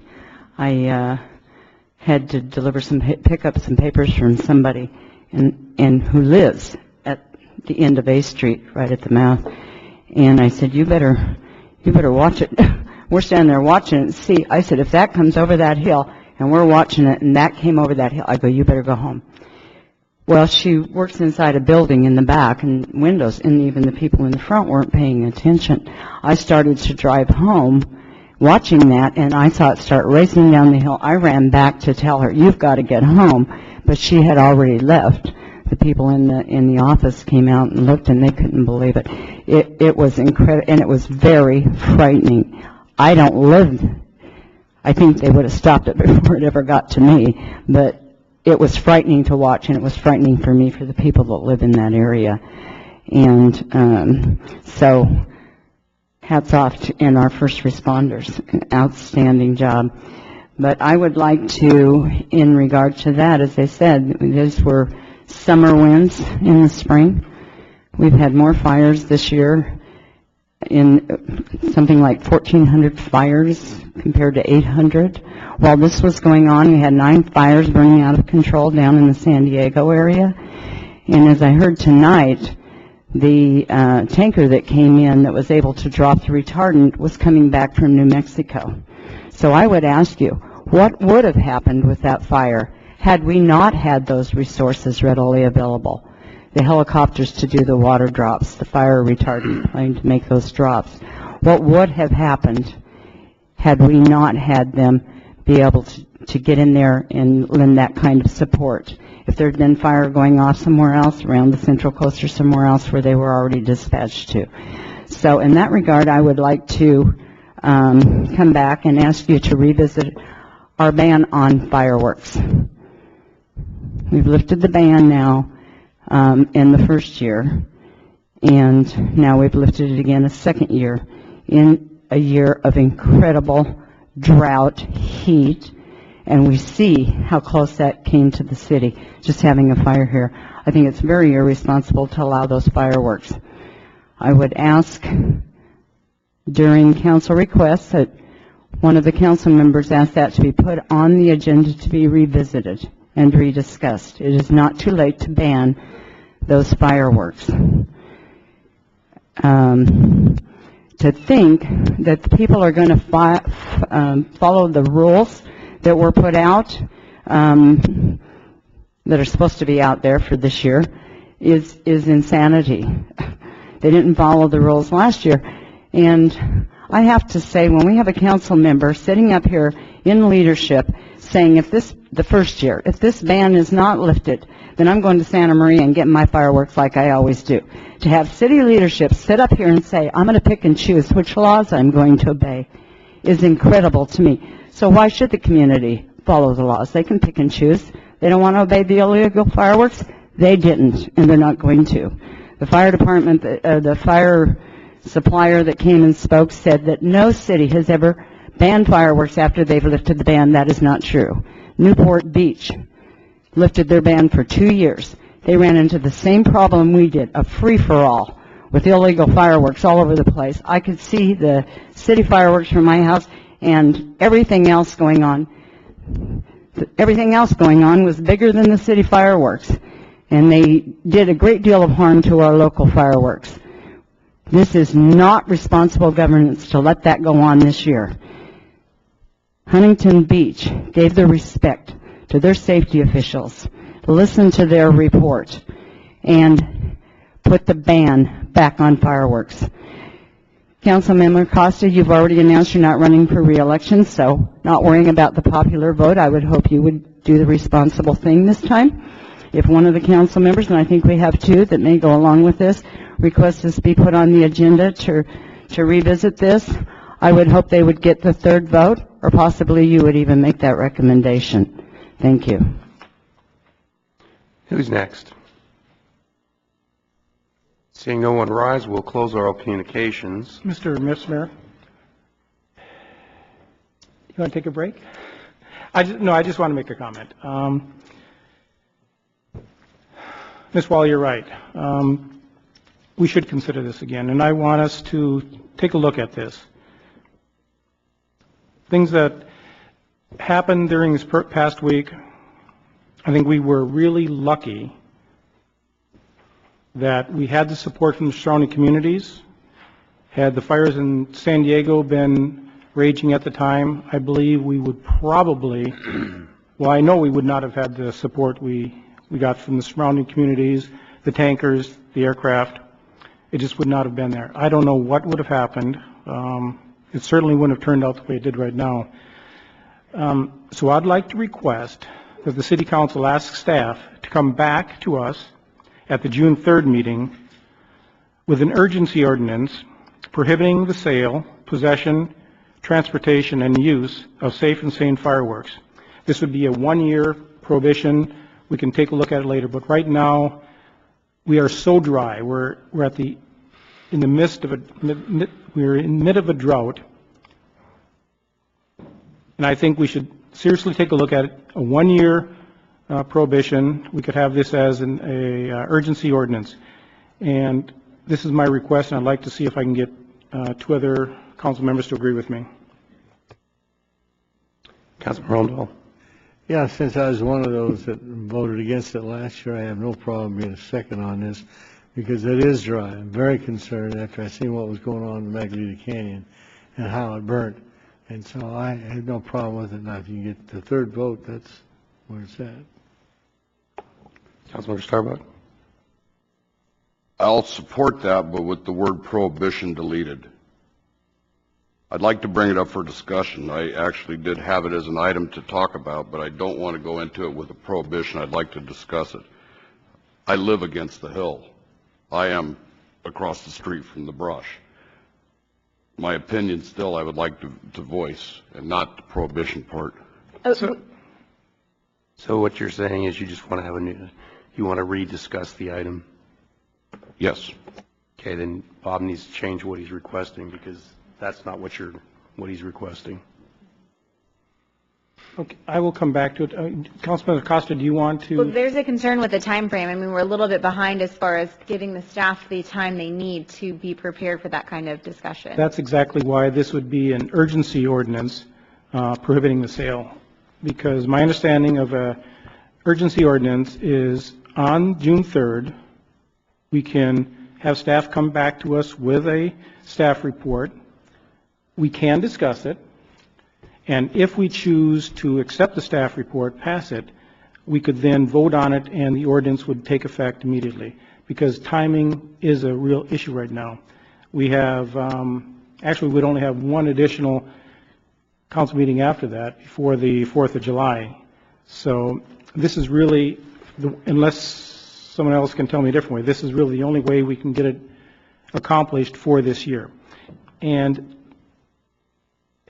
it's an ordinance, yes, prohibiting sales, possession. That's exactly what we would be discussing. If we choose on the 3rd to not go along with this ordinance, we'd be prohibiting nothing. Mr. Ladapow, is it correct that the nonprofits have already, I don't know how much of this we can, is it true that the nonprofits have already been chosen for the booths for this year? The drawing has taken place. We're in the process of finalizing their permits. They still have to do safety meeting, and there's some other hoops they have to jump through. They actually had their training on Saturday night. They had their, all due respect, Mr. Mayor, they've not had their safety training. They had their training with one of the wholesalers. I stand corrected. But we've already promised to these nonprofits that they would have the capability of selling this year. Well, we've also, I'm sorry, I don't want to be nasty about this, but we've also promised the community that we're going to save lives, prevent fires. So, I mean, if it means upsetting a nonprofit in this community for a year until we can figure out what's happening with this fire season, I'm willing to accept that. We were just so lucky. We all saw the fire coming down. We saw that if the aircraft was not readily available, if other fires down San Diego, I know I'm repeating myself, if they had been blazing like they have been prior to us having this fire, I'm not going to say we would have had loss of structures. I'm not going to say we would have had injuries and loss of lives. But I can tell you that it would not have turned out the way it did right now.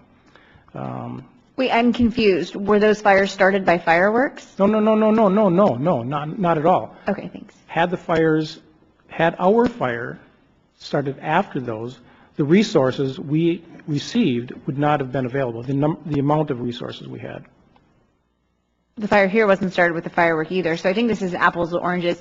Councilmember Starbuck, I would ask you that, don't put this on staff to come back in such a short time frame. We're already down the path. July is a very short time frame away. I would really request that you don't go forward with this. Thank you. Staff Has informed me that they can prepare it in this length of time.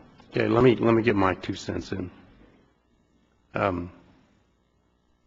Before we went down the road of fireworks, which you opposed, I understand that. Philosophically, I'm good with that. I studied a large number of communities that have brush in the community, not at the edge of it. They looked at a large number of communities over many years. Arroyo Grande has had fireworks for more than 20 years, and they're in the middle of the brush all through their town. And it just hasn't been that kind of an issue. I don't really want to go back and go over the whole thing one more time, but if 3 of you want to, then I'm surely willing to, but...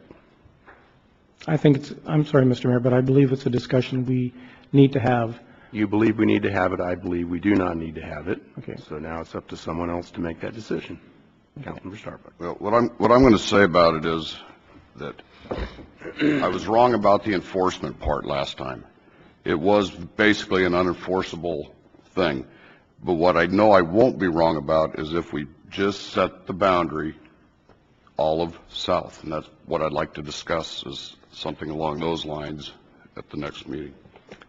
Okay. I'm not going to change my motion, but that can certainly be part of our discussion because I think that has been addressed, but we can certainly put that as part of our direction. So are you supporting my motion to have it come back on June 3rd?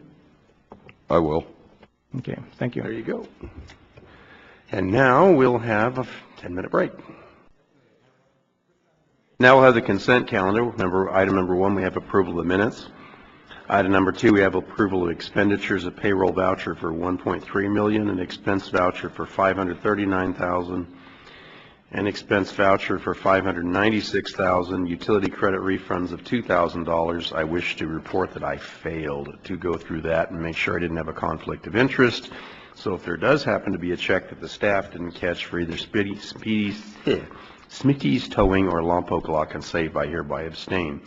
Is there any item a council member would like to pull? Seeing none, I accept a motion. Move to accept consent. And a second. Okay. And is there any further discussion? Seeing none, could we vote, please? That passes 5-0. Thank you. For the Boy Scout in the audience, that was our just average stuff that we don't have much discussion on. Council requests and announcements. Council discussion concerning adding items to the published agenda. Presentation by the City Attorney.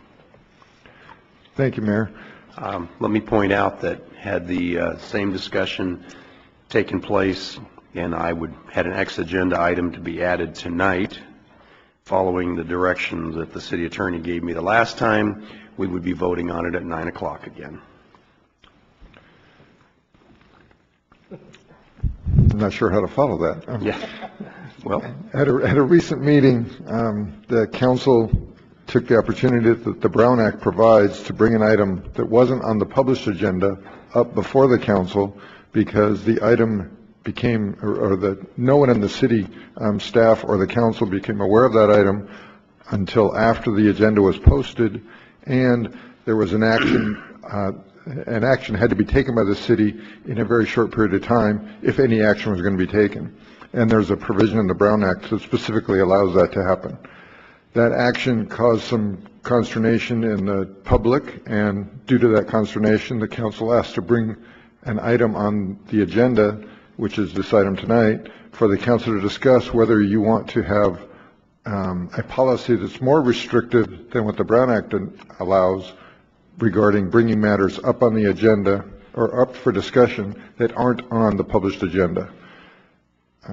As I indicated in the staff report, the council policy also allows that bringing things up off of agenda if you comply with the Brown Act. And so what we would need to do is we need to, if the council wanted to modify that requirement, we'd have to come back to you with a revised condition in the council's handbook. And so what I'd like to do tonight is, if there's a desire to have that for the council to discuss it, let me know what those requirements are, and then I'll come back to you if you want to change the handbook and come back with a resolution modifying the handbook. That's basically my report. Go to oral communication first. Want to go to oral communication? Sure. Okay. So we'll go to oral communication on this. Is there anyone in the audience who would like to talk to us on this subject at this time? Going once? Going twice? Gone. Okay, back to the council. Councilmember Starbuck. Since I was the one that brought it up, I felt like I would go ahead and speak first about it. I wanted to kind of clarify right off the gate that it's not about doing more than the Brown Act requires. I think that what we want to do is be a little bit more transparent. So I've come up with just a couple of little suggestions that I think would work for us, and observations looking back at that meeting. If it's an important item that's going to be brought up non-agenda, the city administrator is going to know. It should, I personally think that one of our policies we could create here is during city administrator's comments that he will bring it up, that we are going to add an item to the agenda. That would be at the beginning of the meeting, not at 9 or 9:45. The handouts or whatever we would need for this item could already be put out. People would be aware of what's going on, and it would be immediately, not at midnight like what happened last time.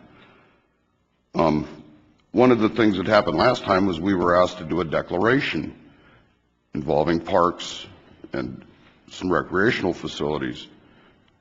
Early in the meeting, we had Parks and Recreation people here.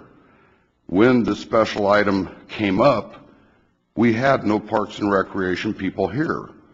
So now all of a sudden we're had unverifiable by staff having to go with our gut instinct to make a decision.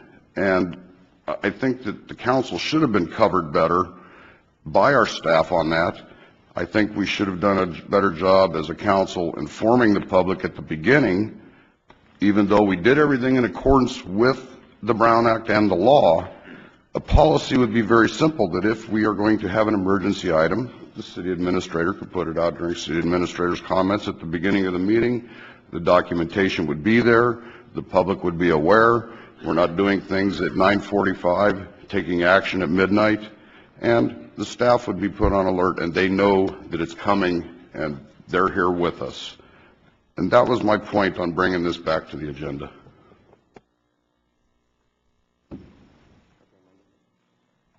Thank you, Mr. Mayor. Councilmember Lingle. Thank you, Mr. Mayor.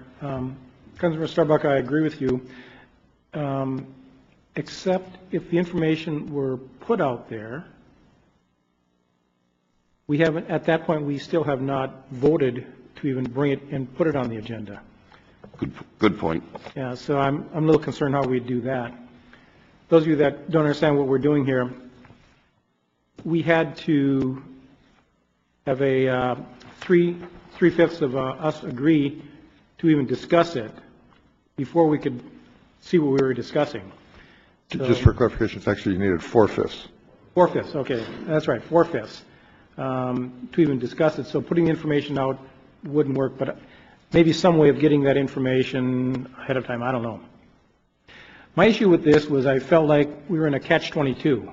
For the young Boy Scout out there, catch-22? You ever see the movie?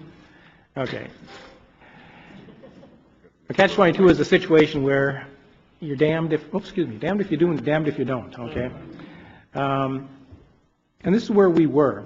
This is what I felt because we were being asked to discuss, to approve something to discuss, but we didn't know what we were going to be discussing to approve.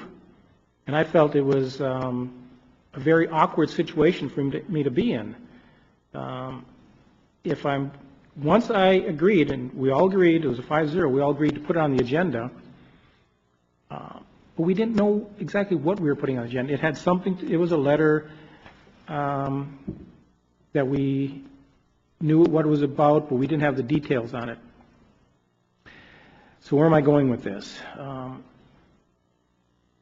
Councilmember Stark, you also mentioned an emergency situation. Well, this was not an emergency situation. It was covered by a different area in the Brown Act that allows for non-emergency issues there. So what I think is if something like this comes up again, well, number one, maybe we don't even need that section in our handbook. Maybe we only address emergency situations. Maybe we can discuss that right now. Is there a reason to have something as a non-emergency that we're going to be discussing without being on the agenda? But if we do, I think these items have to be only things that are really associated with the community, or inside the city limits, with our community. The actions should be directly related to city issues. Now, we can stretch this a little bit and say that what we did discuss was related to city issues. It was, there were parks, soccer fields that we were discussing that were outside the city limits, but they were not a city issue. And that's where my problem with it, and that's why eventually I voted against sending out that letter, because it was, in my opinion, it was not a city issue. So if we, two things, I want to discuss it. Do we need something like that as a non-emergency, or should we just say we're only going to be discussing emergency situations?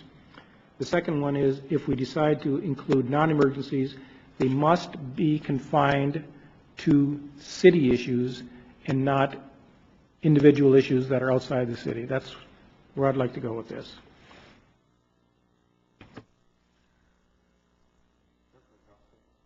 One more time. Councilmember Costa. Thank you, Marilyn. Yeah, I wanted to echo some of the comments that have been stated already this evening. I agree it was sort of a challenging situation, and I'm wondering if part of what could impact that is if, and I don't know if this is possible, but if you place an item on the agenda, you still need a supermajority to take action that same evening. like, so we had to have at least 4 or 5 to put it on the agenda is one of the requirements, and that you have at least 4 or 5 to really take action that evening, because it really is a special instance.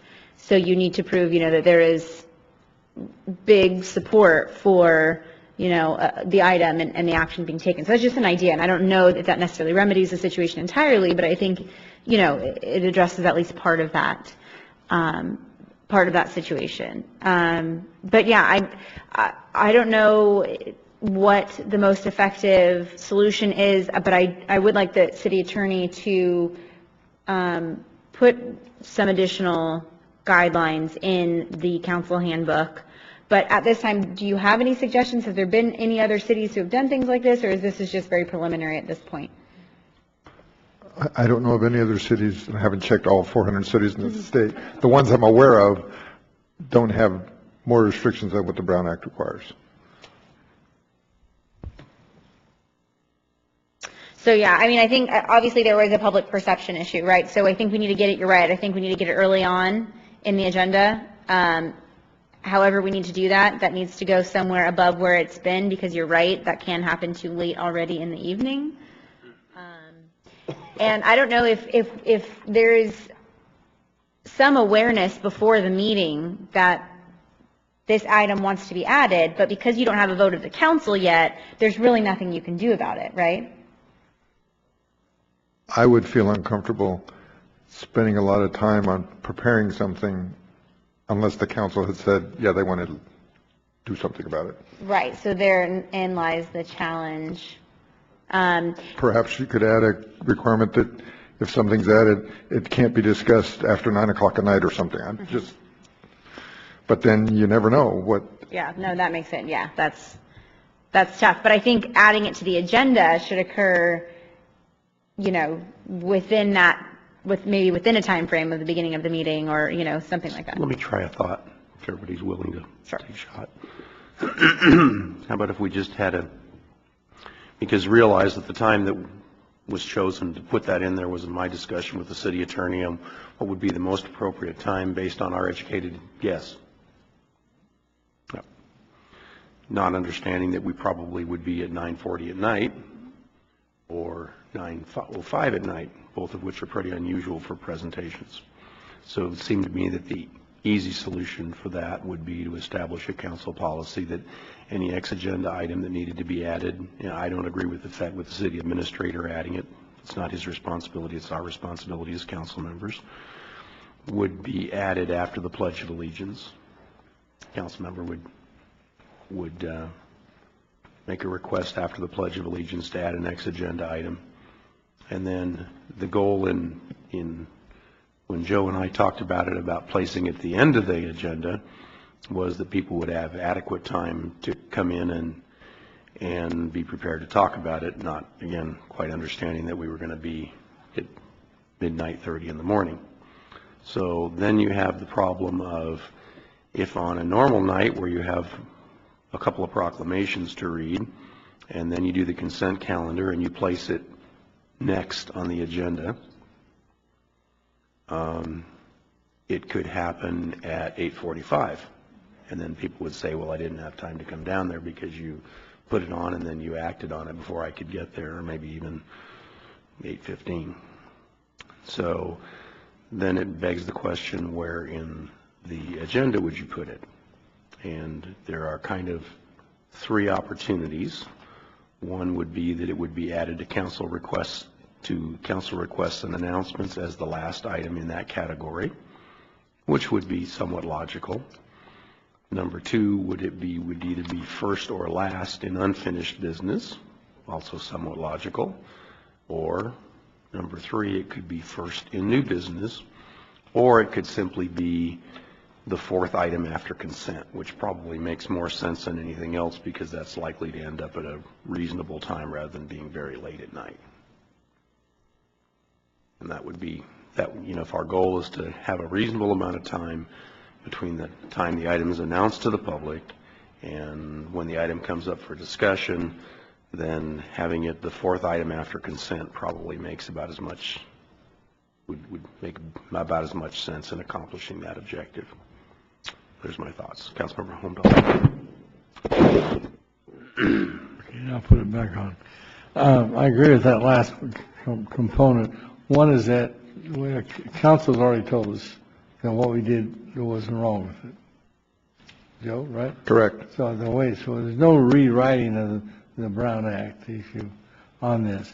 The thing would be, to me, is that when we had it, I think what the mayor came up with is a different time, and have it early enough so people could find out what's going on, instead of at 9, 10, 11 o'clock at night. So I don't know if we want to do it now, but I think that's the only thing I could add to it without amending or changing what we have for the Brown Act. I don't know which one of you is next. Councilmember Costa. Thank you, Mary Lynn. I think part of the challenge here, Mary Lynn, first of all, I want to say I think that you're right. I think introduction of emergency council items, or however you want to phrase that, should go directly after the Pledge of Allegiance before any of the content of the meeting gets started. I'm okay with that. I think adding anything the night of, you're going to have a challenge of public input regardless, because it's happening, and people weren't aware of it, and maybe they can't come out at night, even if you place it at the end of the agenda for whatever reason. That's why we do issue things as early as we do, so we can get that input. So the placement on the agenda isn't as big of a concern for me as under what stipulations do we allow these items to be introduced. And I think that was part of the public's issue, was there wasn't necessarily a consideration among the public that this was an emergency situation. I think that was part of the issue. And so I think we have to be very clear going forward under what circumstances this kind of introduction on the evening of would be allowed. And maybe that's where the discussion should go rather than where exactly on the agenda it should be placed, because I think regardless, you're going to have limited input on something you introduce the night of, if that makes sense. I understand that, but by its nature, it came up at the last minute, and therefore it was an opportunity to either consider it an act or not consider it an act, and regardless of the item that, this particular item. I will say that having been to council meetings for 5.5 years, it is only the second time that I can recall an item being added on. So it's not a common occurrence, and again, one of the reasons we're all elected is to make decisions sometimes in less time frame with less information than might be perfect. Councilmember Lingle. Thank you, Mr. Mayor. Councilmember Costa, I agree with you. It's probably not where, it's what. So again, I'm going back to, I'd like to see some language that says the item needs to be somehow directly impact the city or its citizens.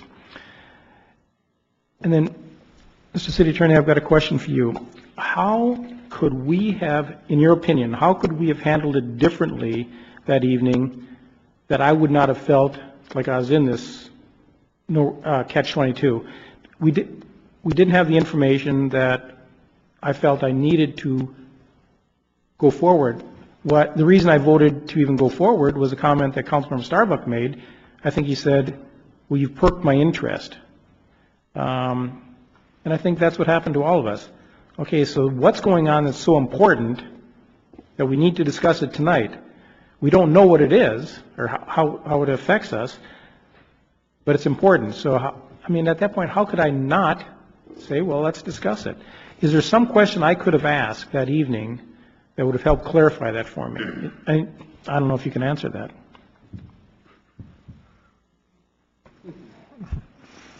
You understand the situation I felt I was in? There would have been nothing that the Brown Act wouldn't have prohibited you from asking the mayor to describe what it was exactly that he wanted to bring forward. But my recollection was that he did describe what he wanted to bring forward. He didn't get into the details of what the item was, but he explained what he wanted to bring forward. I think we discussed that it was a potential lawsuit, yeah. But I don't think it was mentioned, maybe someone correct me, I don't think it was mentioned that... I'm going to go get it. I'll be right back. You guys keep talking. So I don't know if there's anything we could have done that would have given us the information that I would have felt better. I agree with Councilmember Starbuck that the information that we had, it perked our interest enough that we almost had to say, let's discuss it. So now I need to go back with saying maybe we just have to make sure that's something that relates to the city or the citizens. Now I suppose you could stretch this issue saying, well, it does relate to the citizens because they possibly use these fields. But I think it has to have a direct impact, a direct correlation with the city and or a citizen of the city. And if we had that wording in there, this never would have been brought forward. So, I mean, if we can agree on some sort of language like that, that the item needs to directly relate and or have an impact on the city or a citizen of the city, I'd feel much better about it. Along with the placement directly after the Pledge of Allegiance. Take place at the, or just some language that it's going to take place at the very beginning of the meeting. Right, but it would, in this case, this would never have been brought forward because it was not directly related to a citizen, well, it was a citizen of the community. It wasn't a project in the community. Well, the vote would determine the priority that we would have. If it was something that we felt affected citizens or the city or incorporated area, if we did the supermajority vote to see it, that would be made based upon whatever the item is. But the devil was in the details because we didn't have enough information to know really what it was we were voting on because we were precluded from talking too much about the item before it was on the agenda. So that was the catch-22 there, and I agree. We all know what the challenge was. We went along with it, but then you only needed 3 to pass it. And then so Bob and I kind of felt like, well, we got ourselves in a tough situation. And so we want to be sure, that we're more comfortable moving forward, Yeah. And maybe Councilmember Costa's suggestion of having a supermajority for approval would be the appropriate thing as well. So. Okay, this is what I read. On April 1st at 1:15 p.m., I was contacted by James Mosby requesting a declaration letter covering 3 specific facts regarding the facilities that operate on his land next to River Park as a legal use while the county was processing his request for rezoning and a conditional use permit. As you know, the Board of Supervisors rejected the project. After receiving his denial letter, Mr. Mosby has now filed suit against the county and asked the county to stay the closure of the 3 facilities that operate on his land pending a court review of the Board of Supervisors' decision. Because this item came to the city's attention after the agenda was posted, it literally came on the day of the council, it must be completed prior to the next council meeting. It can be added to this evening's agenda by a vote of at least 4 of 5 council members present.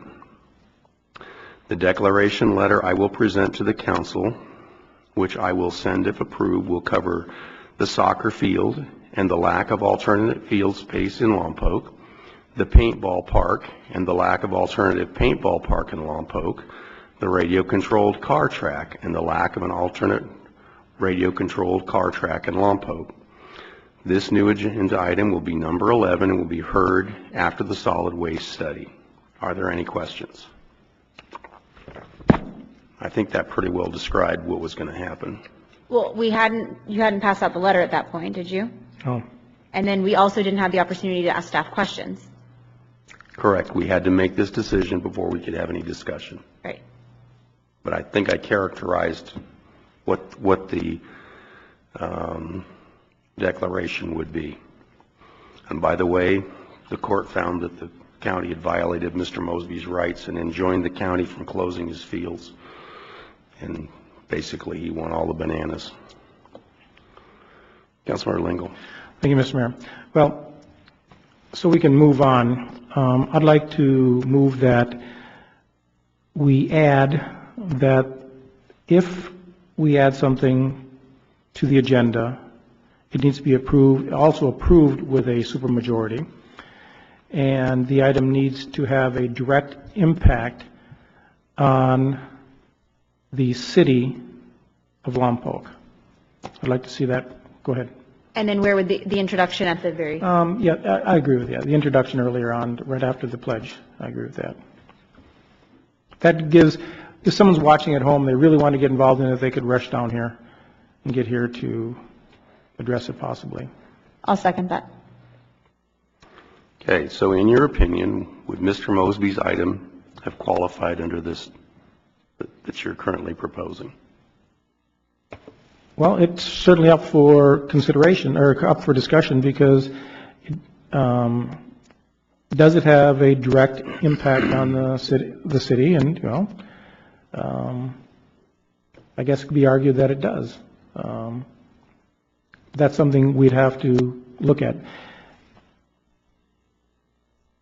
Possibly, yeah, it possibly would have still been in there, but I think adding the supermajority vote would have helped. If I had known ahead of time what was all entailed, I would never have voted originally to even have put it on the agenda. I really wouldn't. Here again, I didn't have the information to make that decision ahead of time. I only had that information after we had the discussion. So anyway, there's a motion and a second on the floor. Okay, is there any further discussion? Councilmember Homdahl. Yeah, I just don't want to get convoluted anymore than it is. And what we had before us is legal and it's binding as it's said, and it's based on 3 to 4 votes to get it on the agenda and 3 to pass it. And I think that's all. If we get it too convoluted, then you're going to be still going back through and say, do we do it right or do we wrong? And I would agree with the early on in the process where whatever statements you want to have it, instead of waiting until 9 o'clock at night before you go into the regular agenda. Yeah, I have to agree with Councilmember Homdahl. I don't see any reason to go beyond what the Brown Act requires. I think a good solution would be to have the item announced after the pledge so that people have adequate time. And then, depending on how this motion goes, we could discuss where in the council meeting we would want to hear the item. And I picked the 4th item just randomly, and I'm not in love with that. If there's a better answer somebody likes, I'm good with that. Councilmember Starbuck. No, I'm going to kind of, go along with Councilmember Homdahl there. I don't want to reinvent the wheel here. I just want it to roll. Like we say, do we need the supermajority for approval and all that? No. I mean, let's just stay within the guidelines. I think what we're doing here is we're getting away from doing things at midnight. And I think that was really the big intent on it. No matter what the item is, the fact that we're doing business non-agended at midnight is a bigger issue with me. So I'd like to kind of go along with what Councilmember Homdahl said. Okay, any other discussion? So I do have one additional question for the city attorney. Mr. City Attorney, under the Brown Act, I see subsection B, and then there's 1, 2, and 3. In the evening where we took the action, under which number would that have fallen, 1 or 2? B2. B2. Okay, that's what I had thought. So upon determination by a 2/3 vote of the members of the legislative body present at the meeting that there is a need to take immediate action and that the need for action came to the attention of the local agency subsequent to the agenda being posted as specified in subdivision A. The need to take immediate action, though, if we're not able to discuss what that action is, that's actually the action item, or is that to place it on the agenda? The thing you're placing on the agenda needs to happen immediately. You need to place it on the agenda immediately because the action needs to be taken immediately.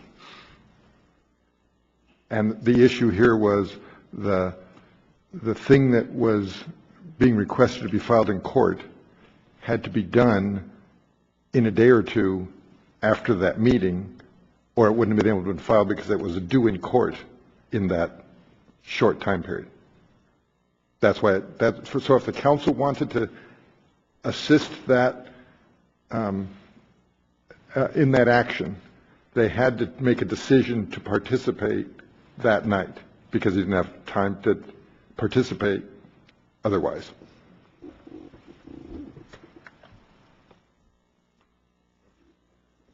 Okay, any other discussion? So Councilmember Lingel's motion's on the floor for a vote. Can we vote, please? Before we vote, could we repeat the motion? And cancel that, please. Councilmember Lingle. Excuse me. Okay, so I am going to say that, well, I'll add the placement of the vote after the, or placement of the item, discuss the item to place it on there right after the Pledge of Allegiance, the discussion for it, or at least announcing that we're going to do it, that the item needs to have a direct impact on the city, and it needs to be passed by a supermajority vote. Mr. Lingle, just so that I'm clear, the item coming up right after the pledge is whether or not to put it on the agenda. Correct, that's right, yeah. Is that clear? Okey-doke, let's vote. That fails 3-2. All right, now let's come back and see if we can get something that helps a little bit. Is everybody good with announce after the pledge? Bob? Yes. Dirk? Yes. Wayne? Yes. Ashley? Yes. Okay.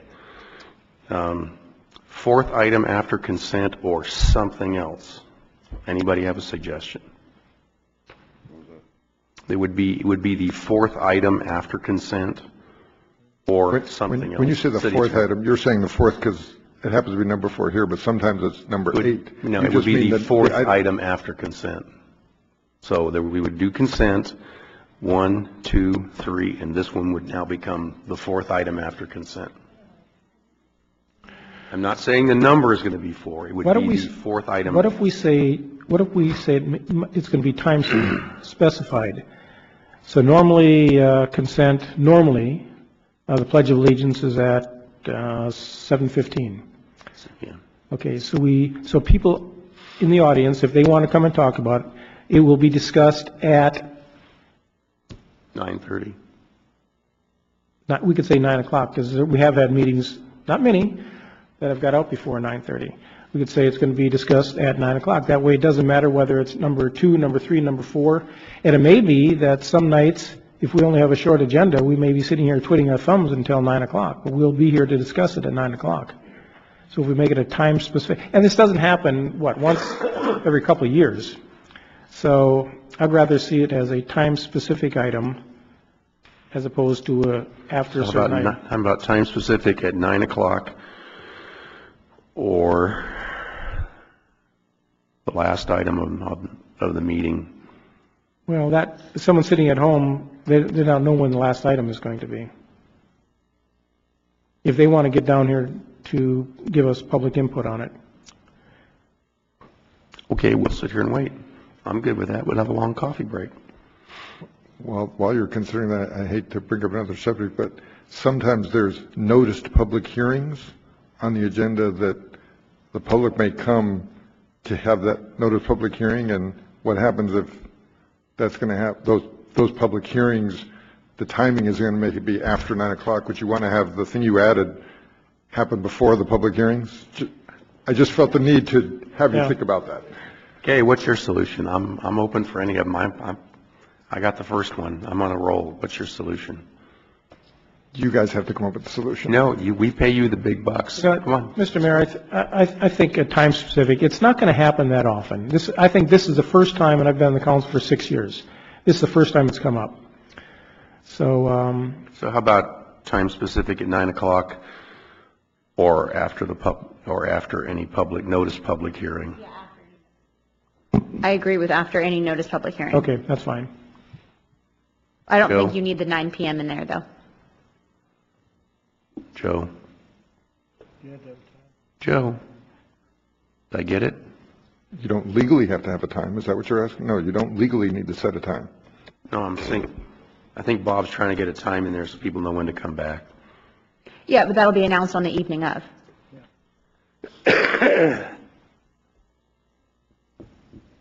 Okay. So I need a different wording. What's your wording? For, if it's not going to be 9 o'clock, what's it going to say? I have plenty of room to keep writing. At a time certain to take place after the notice public hearing items. But that's not a time certain then. At a time certain to be determined that evening after the noticed public hearing items. Okay. You can't figure that out because you don't know how long public hearing is going to take. Why don't we just say 9 o'clock? 9 o'clock. Yeah. Or after any public hearing. Yeah. After any notice. No, public no hearing. earlier than 9 o'clock, but after all public hearings have been completed. Correct. There you go. Okay. Not before 9 o'clock, but after all. Just so people have time to get down here. If they want to discuss it, they have time to get out of their easy chair, get the clothes on, and come down here, because they're all cuddled up when they're sitting watching us at home. So then can I make a request that when we decide to put this item on the agenda, that any supported documents could go to the public at that time, so if they show up, they can review it before that agenda item comes before council? Yep. So the mayor, you would have had the letter when we put it on the agenda out to the public? But cool. Could have done it. Yep. Didn't. I don't know, can we do that? Because Yeah, once it's accepted as an agenda item. Oh, then that's it right, okay. should be- There you Agenda go. item. That's right, okay. Then put it out for the public, however we can do that. I don't know if we can do it other than putting it on the tables out in the back, but Well, once we accept the item, I can pass it out and put it on the table, or whatever council members involved can do that. yeah, okay, thank Once- you. Correct, City Attorney? Your microphone's not on. Yes, that's correct. No earlier than 9 o'clock PM or after noticed public hearing items. Everybody good with that? Yeah, I'm good with it. I would support the motion as it is now, but I'd like to lose the supermajority. No, I don't have the supermajority in this one. That went away. All I have is the, I meant to accept or vote on it afterwards. that's a Brown Act requirement. Not. Oh, no, I on don't, the item. I don't have that in this, no. I only have That's two what things. the motion The motion has three parts. The first part is to bring, you're going to put on, you're going to discuss whether or not to add it to the agenda right after the pledge. Mm-hmm. And the item is going to be discussed not before 9 PM, but after any public notice hearing has been completed. Yep, that's it. Just those two things. Do we need to note that the Even if you have information, a short night, you're going to be sitting here until 9 PM. Yep. that all supporting documentation will be provided when the item is added to the agenda? Assuming there is some. Correct, assuming that there is some. Yep. But Councilmember Starbuck, it sounds like you're willing to support the statement that Councilmember Lingle made. No. No, he's not. Oh, about the Making impact to sure- Lompoc No. directly? That item, that my motion has failed. So that, No, I understand that. I misunderstood. I thought you were willing to support the motion without the supermajority vote, which would have included that statement. Okay, I therefore move that the council policy manual be amended, that any ex-agenda item will be announced after the Pledge of Allegiance, number one. Number two, that it will be heard no earlier than 9 o'clock PM or after the noticed public hearing items.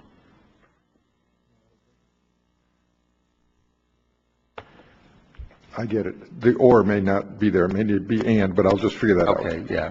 And you get to wordsmith as usual. And I'd be looking for a second. I'll second.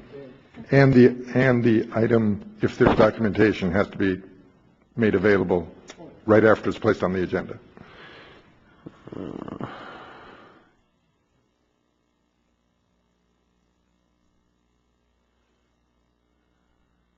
And if documents are included, they're made available to the public.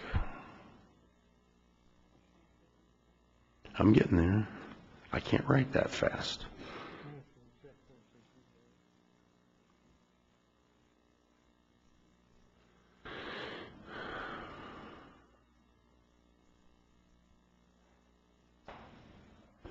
I therefore move those three things. Number one, announced after the pledge. Number two, no earlier than 9 o'clock. Number three, if documents are available or are included, they may be made available to the public at the time the item is agendized. And I'm still looking for a second.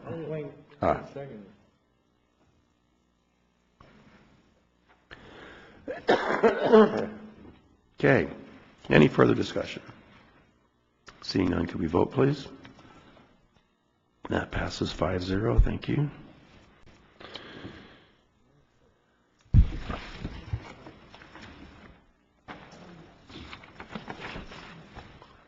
We now move to item number 4, proposal for financing the Interact computer-aided police and fire dispatch records management system, jail management system, and vendor adopt resolution 5918 sub 14. Thank you, Mayor, Council members, audience. This is a follow-up to the April 15th meeting where we were discussing it in fairly good detail about getting a new CAD RMS system. At that point in time, we talked about coming back for consideration of a internal loan between the city's internal service fund for insurance to the general fund to pay for this. And at the April 15th meeting, the number that was being discussed was based on the Interact's proposal, which included both the purchase of the software as well as the financing of the maintenance. We don't need to finance the maintenance, so this proposal is only for roughly $218,000, whereas the discussion last time was around $450,000. We'll pay for the ongoing maintenance just as we have done year in, year out for the system we already have right now. The substance of this transaction is a loan from the insurance fund to the general fund with terms that are roughly the same that we have received on our external financing that we did last year at 1.32%, which is higher than what we're getting on our investment portfolio right now, but it's also less than what the proposal was from Interact's financing arm, AT&T Capital. The proposal is to have 4 payments beginning July 1st of 2015, which would put the payments into the next budget cycle. So during the 15-17 budget deliberations, you will be considering these payments at that point in time, which is no different than what you would actually be doing for an external financing too. The budget authority and the appropriation authority rest with you as part of the budget, rather than this is not locking you into a obligation going forward, and neither does external financing if we had chosen AT&T Capital. I consulted with our external auditor to make sure that the transaction activity is appropriate for the types of funds that we have. So that's one of the reasons why some of the information that's in the resolution is the way it is, because from an external point of view, the substance is a loan. The fund that has the money is loaning the money to the fund that doesn't have enough money to do this. But the accounting for it and the presentation of that is prescribed by accounting rules, and that's being provided by the resolution. That's, in a nutshell, what the proposal is, which was generally provided to you at the meeting from the 15th. I'll leave it at that. If you have any questions about the proposed transaction method or anything else, I'm here to answer questions. Yeah, that's my one thing, I agree with what you have here. If I remember right, this is going to speed things up, be cost effective by getting this type of equipment. One of the reasons why we're bringing it today is Chief Ralston has gotten communications from Interact that one of the actions here is to approve a PO, and that PO will begin the process of getting the transition going. So I think they're very interested in getting that process started. So I just wanted to give a kudos for, coming up with a solution. We needed to purchase it, we needed to figure out what the funding mechanism was, and so I know there was work that was put into that, so I know we need to get this process started, so thank you for that.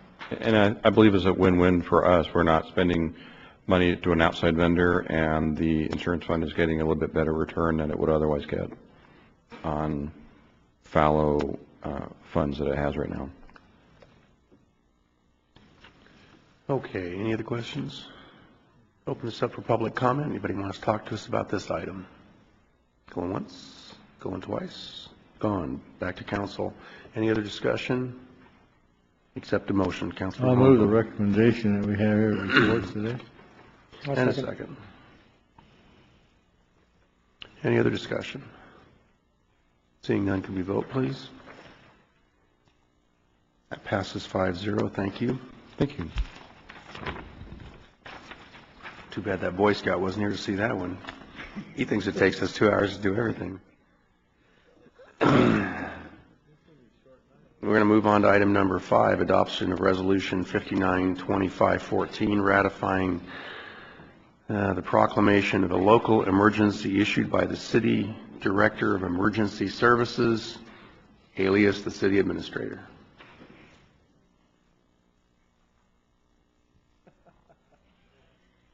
If you want to do it. Mayor, members of council. Okay, what's the joke? Come on. Teresa Gallivan, Assistant City Administrator. We asked, from the Miguelito fire incident last week, the Director of Emergency Services, our City Administrator, had to declare a local emergency. Proclamation was issued, and the local emergency was also closed on the 15th. But Mayor and Council must ratify the declaration within 7 days of that proclamation's issuance. So that is why we are asking this evening that you please adopt Resolution number 592514. And by adopting the resolution that ratifies the declaration of emergency, the city has certain emergency powers and support in requesting and receiving assistance and reimbursement. So, thank you.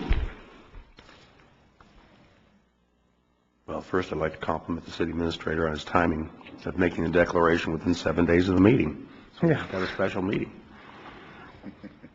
Okay, public comment. Anybody want to talk to us on this one? Nobody. Going once, going twice, gone. Okay, back to the council. Has a question on this item? Anybody? Councilmember Costa. Oh, I was just going to move staff recommendations. I have just a quick question on it. And I'm assuming, well, I know the answer, but I just want to clarify it. By us passing this, this does not guarantee the city gets reimbursed anything from the state or federal government.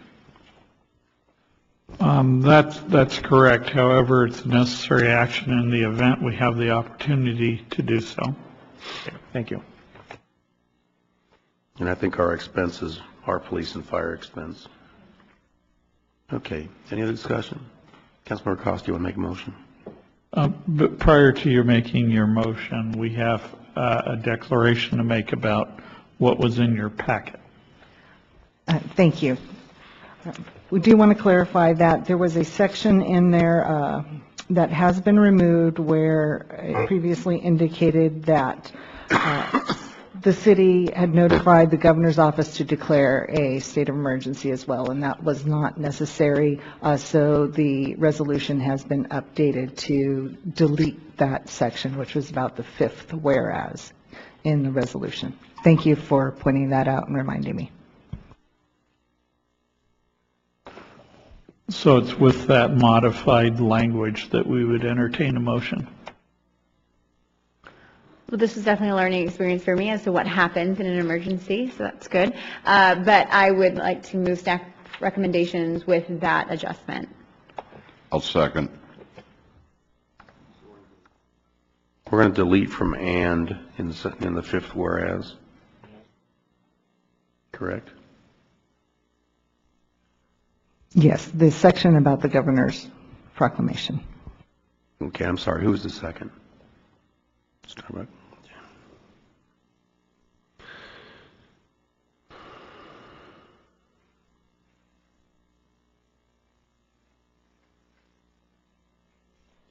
Any other discussion? Seeing none, can we vote, please? That passes 5-0. Thank you.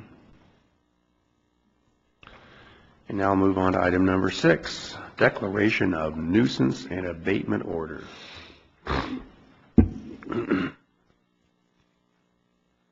That was the giggle. I tried to actually slide in ahead of the declaration. I apologize for that confusion.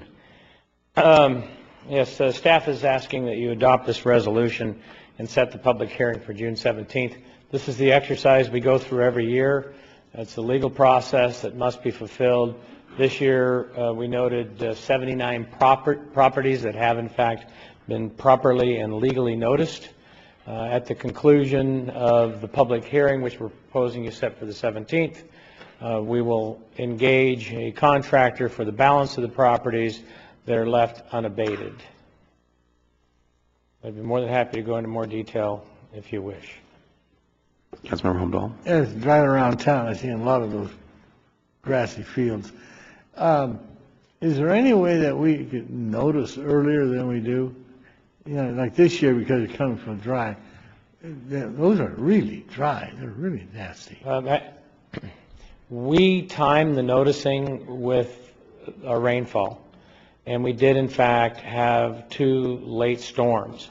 If we notice early and the folks cut, we're trying to be sensitive to the economics of the situation. Plus, if they're green, I have a hard time justifying the fire hazard. Well, one of the problems we have this year, of course, we didn't have the rain, but when we have a real rain year, that stuff gets 6 feet tall by the time we get out there to cut it. Somehow we need to get in there earlier because the amount of garbage that's left on the field after cutting something 6 foot tall is just as bad as what the. No, they have to remove the debris. I'm talking about the grasses gets up there high. Right, they have to remove it. They do have to remove it, but I can say. If they cut it and leave it, then they don't meet our abatement mandate, and we bring the contractor in to clean it. Okay. Councilmember Lingle. Thank you, Mr. Mayor. Chief, thank you for the report. I always appreciate us going out there cleaning up some of our properties. But the process seems to be very tedious. Correct me if I'm wrong, but from the time we started, it takes about 60 to 90 days before we can actually go in there if the property owner does not do the abatement themselves?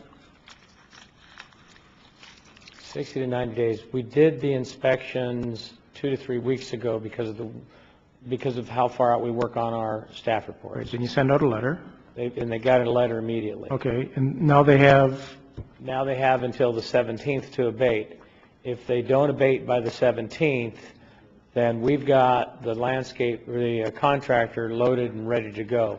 Last year we followed a similar pattern, and when it got to the public hearing, I was able to report we only had 3 properties left to abate.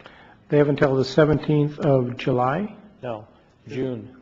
17th of June. Yeah, you have we're recommending you have your public hearing on June 17th to hear protests.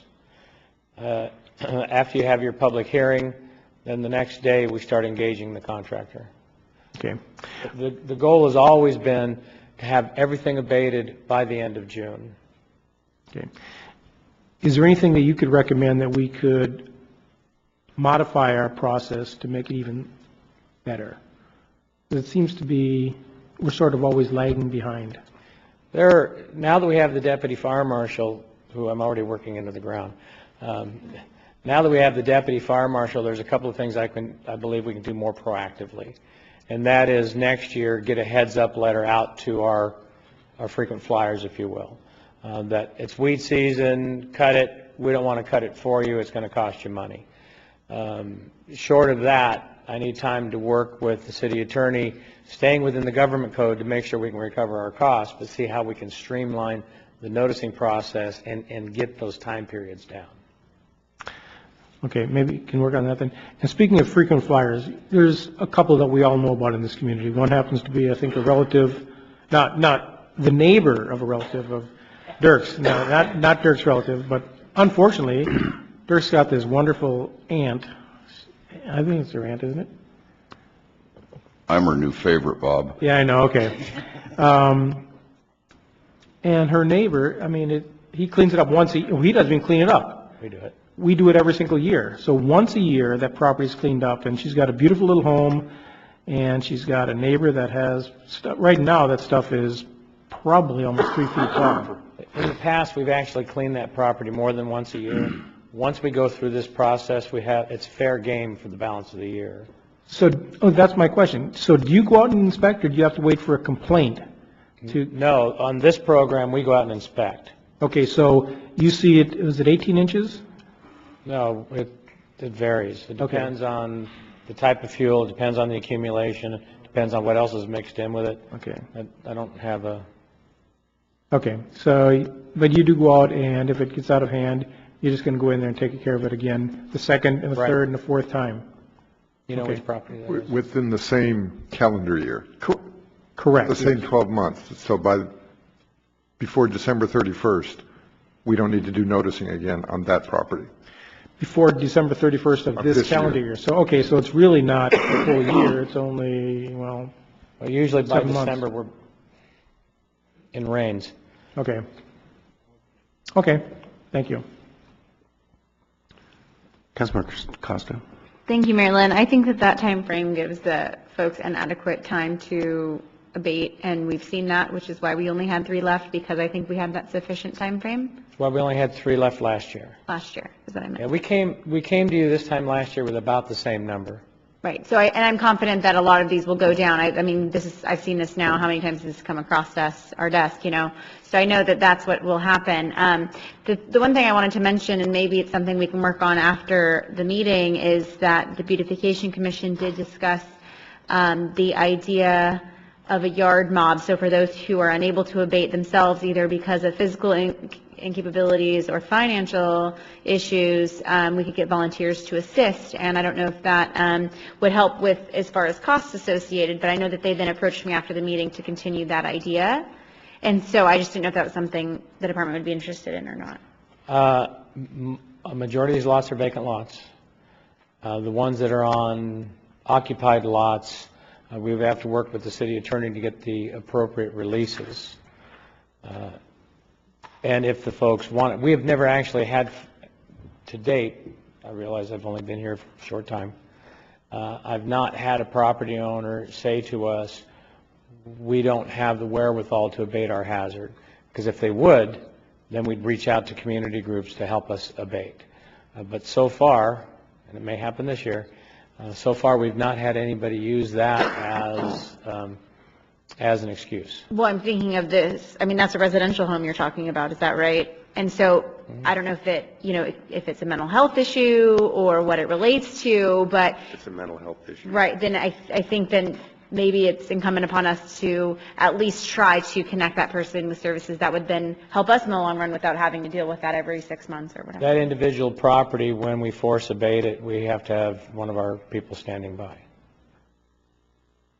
So I think that says something. So I just in being creative about, why we need to abate things, people generally like to keep up their properties. If they're not, it might be for a reason. If we can help with that, just an idea. But of course, No, I understand that. That one's a challenge. I'm sure. I'm sure. We can actually, I have another idea for that particular person, so we'll talk afterward. Okay. There's always one. Okay, all the lights are out. Open this for public comment. Anybody want to talk to us about weed abatement? Going once, going twice. No more weed abatement. Okay, back to council. Any questions? If not, I'll accept a motion. I move we adopt resolution 592414 attached. And a second. A second. Any further discussion? Seeing no lights, could we vote, please? That passes 5-0. Thank you. Thank you, Chief. Introduction of ordinance number 1603. This is item number 7. 14, amending the Lompoc Municipal Code Title III by adding section 3.36.175, regulated communications. And somehow you don't look like Ray. I'm helping out.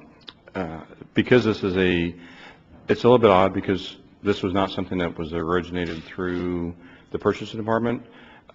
Upon arriving here, City Administrator Weimiller had an observation that there was some opportunity for some improvements to our code based on what his knowledge was in Fresno. So he gave me direction to give purchasing to look this up and to begin the process of bringing it forward to you for addition to our code. This is really a mechanism that will help provide transparency and accountability to the competitive procurement process. It will allow equal access to qualified suppliers because everybody's going to be on a level playing field. It's also going to give the elected officials, the people at this podium, some insulation from the vagaries of the procurement process when somebody might come to you to get some additional information, because it would alleviate the point of contact for any procurements that would be ultimately approved by City Council. The contact would be the procurement officer, which is our purchasing materials manager typically. So this is really just a addition to the code that will help give us the opportunity for the best procurement opportunities going forward for things that are brought to you for approval through the regular procurement process, RFPs, RFQs, things of that nature. So I will pretty much leave it at that unless there's any particular questions that I or Ray might be able to answer regarding this proposed ordinance update. Okay, well, I have one for the city administrator. So the mayor and the council are not going to talk to these people, but we have no idea who they are, and because we don't routinely know what's out for procurement. So what method would you propose to keep us advised of who we shouldn't talk to? Well, first of all, that all the potential proposers will be advised. That's information they will have in their packet. That'll be in the notice, whether it's a bid, a request for proposal, or a request for qualifications. So they will know. We could be very proactive and let you know the list of processes we have going on and who's in it. I wouldn't suggest doing that. I suggest that our approach is we put them on notice that there's the no contact rule in place. You ultimately will have the item come before you as a body, and I would say at the time we're bringing something forward, if you are aware of contact, that would be a great time for you to speak up and say, hey, wait a second, I had so-and-so contact me during this process. Because at that point, it could, it has the opportunity for us to take action. To do it prior to that, it's just a matter of letting you know what, if we want to be, we're very proactive, letting you know what competitive processes we have underway. And to add to that, the reporting is from both sides. If a party on the bidding side makes any contact, it's incumbent on them to make that notice as well. So. I guess I'm concerned because 3 years ago, very beginning, a contractor who was bidding something in the city and felt that there had been some irregularities contacted me. And not a day, obviously, I would tell him he can't talk to me, and he would have to talk to you. But I don't have any way of knowing who all are out there. And I'm wondering if maybe we have a way of just letting us know once a month. We could set up whatever process you'd want. I'd say as a general rule, if someone's coming to you with a complaint, you should be sending them to me with or without this process in place. If it's something you're describing, those are concerns should be directed toward my office and away from the electeds, because ultimately if there's a problem, you've got to adjudicate some of those things, and we'd rather have you step in at that role at the appropriate time. Well, and that's exactly what occurred. But it was 8 or 10 sentences into the conversation of them talking to me before I realized what they were talking about. So had I known, hi, this is Joe from RX Construction. Oh, RX Construction has a bid. I'm sorry I can't talk to you at this time. You know, what's the nature of your issue? Okay, you should talk to so-and-so. But not having that knowledge in advance, I couldn't make that decision. In the course of a given month, how many of these do we have flying around? A dozen? I don't know. Mr. Abner, do you have any indication of volume of?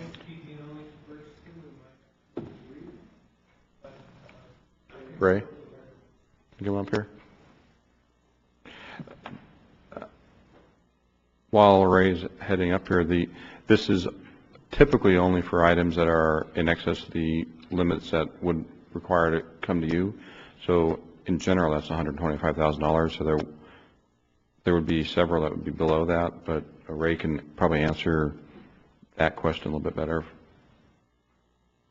How many of these are out at one point in time? There's probably 2 or 3 is the most at one time. A similar number in engineering, probably. Yeah. So it probably wouldn't be. Yeah, it wouldn't be real difficult to issue to let you know. We could let you know the process is going on. We still, at the time, won't necessarily know who's going to be a bidder to advise you.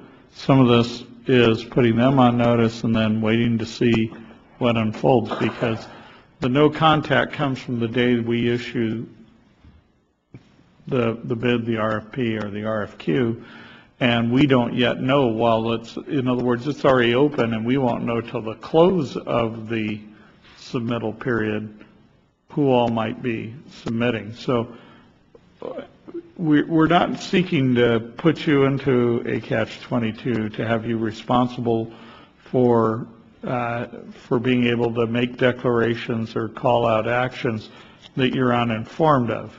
This is to put more of the proposers on notice, but to also give you heads up for those areas where you may become aware that it would, at that point, it would be, once you're aware, it would be your responsibility as well to declare that, hey, we need to end this conversation, and I need to direct you, if you have questions about the process, to the purchasing manager. If you have if you think there's an irregularity in the process, send them my way.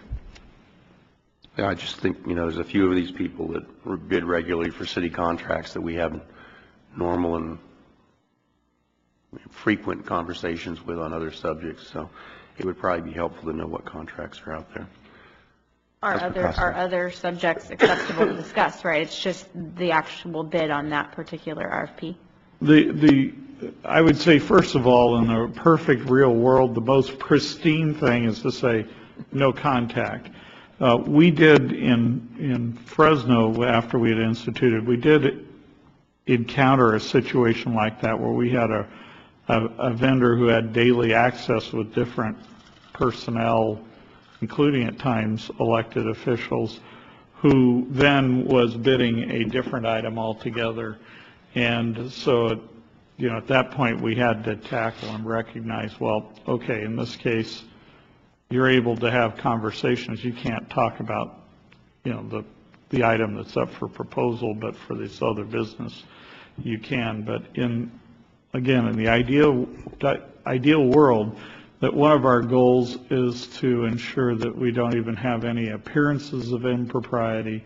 The best thing to do is to, if it can be pulled off, is to have a non-contact. And then what if the proposer violates that? There's some discretion that we have, but they can be, they could be barred from being awarded on that. It could render them non-responsive in the process.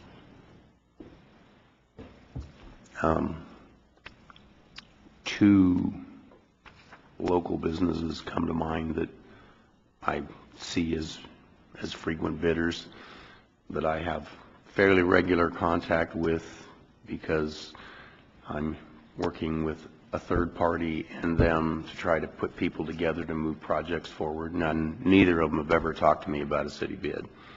But just in advance, it's a small town. I appreciate and recognize that, again, from a standpoint of what appearances are. The recommendation before you is to help bring about the transparency and fairness, the very things that you've identified as being amongst your priorities.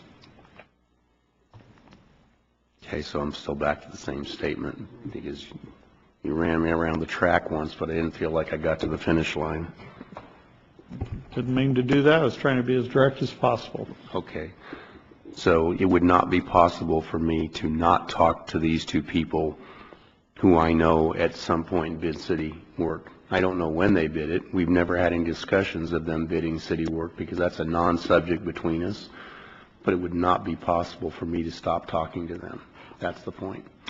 It is this is ultimately for your consideration adoption, and therefore you can edit and amend as you like. My recommendation would be to have a no contact, because that's the cleanest and most clear rule and appearance. But if you want to make some other modification, you're certainly able to do that. Okay. I wouldn't be able to support it in this way. It's not possible. So I'd be looking for someone to have an idea on how to resolve that. But did we do oral communication on this one yet? Okay, let's go to oral communication. Oh, sorry. Bob, you want to lick first? We can go, you are communication first. Okay. Oral communication. Anybody want to talk to us on this subject? Don't everybody run down here at once. Last chance. Going once, going twice, gone. Okay. Bob. Okay, thank you. Mr. City Administrator, I like the policy. I mean, you're right. It does sort of protects us, protects the city. It's fair to everyone. Question, it's not just for equipment being purchased or anything. I'm going to give you sort of like a scenario.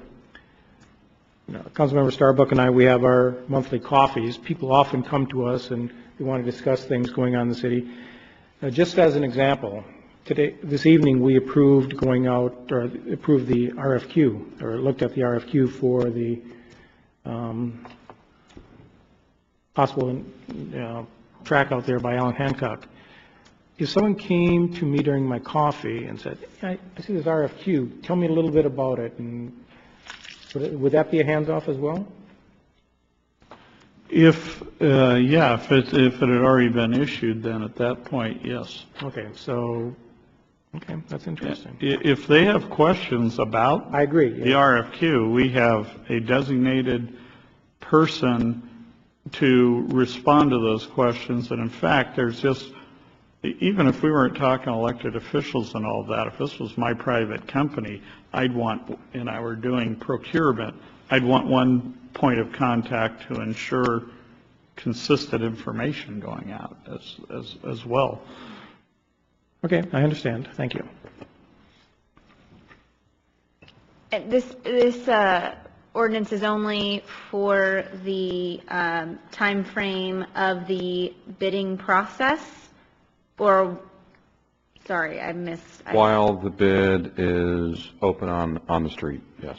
Well, and carries through to the time of adoption. It starts once it's put on the street, and it stops once you've taken a vote. And that time frame is usually how long? It can depend on the type of thing that's being done. The earlier one that was talked about during economic development, that's 4 months, I think. It could probably be something that's as little as a month, depending on the type of activity. Engineering does street projects quite often. Those could be in the $1 million range, but they're also very common, so they could probably get done pretty quickly. So it's a wide range. And one thing I'd like to point out is that this is not something we've never done, because based on the type of procurement process, we already have documentation in the the bid packages that somewhat mirror what we're talking about right here to allow for a single point of contact. All this is doing is it's memorializing it as part of the code. We already do that with, not all, but some existing contracts as already. So it's just part of the package rather than here as well as part of the package. So then would this ordinance then create an issue if the mayor, for example, was trying to gather potential applicants for that 82 acres? You know, if he was actively saying, reaching out to large corporations or whoever that is, or maybe he knows someone who knows someone, saying, hey, you should bid for this RFQ, would that prohibit him from doing that? If the bid's on the street, yes. If it's not yet on the street, then, but we know it's going to be going there until it's opened up as through the purchasing department, it's okay. It's at that point that it's actually being distributed by the city when that prohibition starts. I do all the time. I go out and try to find people who are interested in doing a bid. I did that just recently with the master fee schedule. I reached out to several people to try to find out if they would be interested in being on the listing for the bid award, the bid issue. So that happens all the time, whether it's me or somebody else. But at the time that bid goes out, it will be through purchasing, and I won't be involved anymore. So then it would require I'm using the mayor, sorry, as an example. It would require the mayor then to provide the contact information for a potential entity that's going to submit RFQ to go to Teresa or Ms. Gallivan or to purchasing for that kind of situation. Well, I'm sure it could go either to the city administrator or the system administrator, but it would filter down to whichever division is doing that RFP, because there's 3 names on this staff report, because there's basically 3 different departments that may go through the procurement process independently. Not everything goes through purchasing itself. Engineering does things independently, and planning does as well. So either one of those, including me, we could filter that down to the party that has that particular RFP that's going out. But we always identify that within the process, who that is. It'll normally be Mr. Ambler. There will be times someone else is on point, and it's identified within the process. Okay, so I guess the key here for me is that these discussions can take place, but the no contact starts once the RFQ is actually released, or RFP is actually released. Yeah. And during that 4, 6, however month time frame that it's out there, or week time frame, I guess, that it's out there. So then that does create another challenge, like you're saying, the no contact order, because being in Lompoc, and, you know, we came against a wall in trying to purchase locally. I remember there was a lot of issues with that, but even still, I think there's instances where we do use local contractors, and so, yeah, how do you coincide that we may see people in the course of our business that have those contracts? Sure, and I recognize exactly. I think your concern is an extension of what I heard from the mayor, and he's making his comment that this is a small town. In essence, the natural course and organic makeup of how you all are engaged in the community may make this more difficult and challenging than normal, just because of the fabric and interweaving that goes on in a community like this, and that you are all dynamically involved in the community.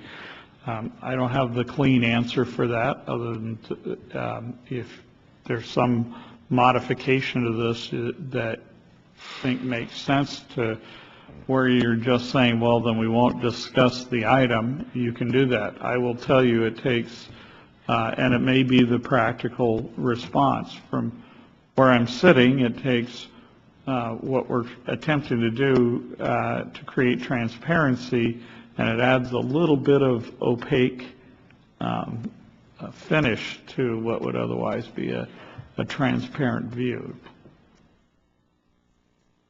So let me throw this in. I 100% support the fact that the contractors shouldn't talk to us. Matter of fact, if they're having a social conversation, they should say, hey, I'm bidding something to the city, and we can't talk any city business, just forewarning. But I want to give 2 examples so you understand how difficult this can be. about a year-ish ago, came to my attention that a out-of-town contractor had not paid a number of local contractors, but three that come to mind, to the tune of almost $600,000. And frankly, one of them was fixing to go under because of it. And the city administrator and I talked about it, and I moved forward with the company for whom this general contractor was doing the work and started raising hell at a higher level, and within 3 weeks, they all got paid. I am absolutely certain that one of those three companies was probably engaged in some business with the city, because they all routinely do business with the city. Now, that never came up in the conversation, didn't have anything to do with why I was doing it. I was just trying to keep my guys from going out of business.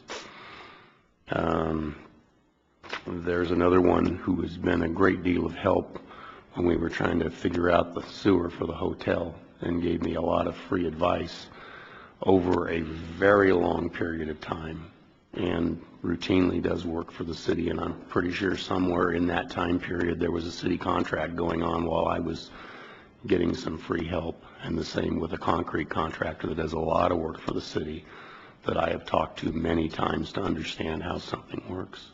So that's my concern, that I don't want to break any rules, and I need those resources.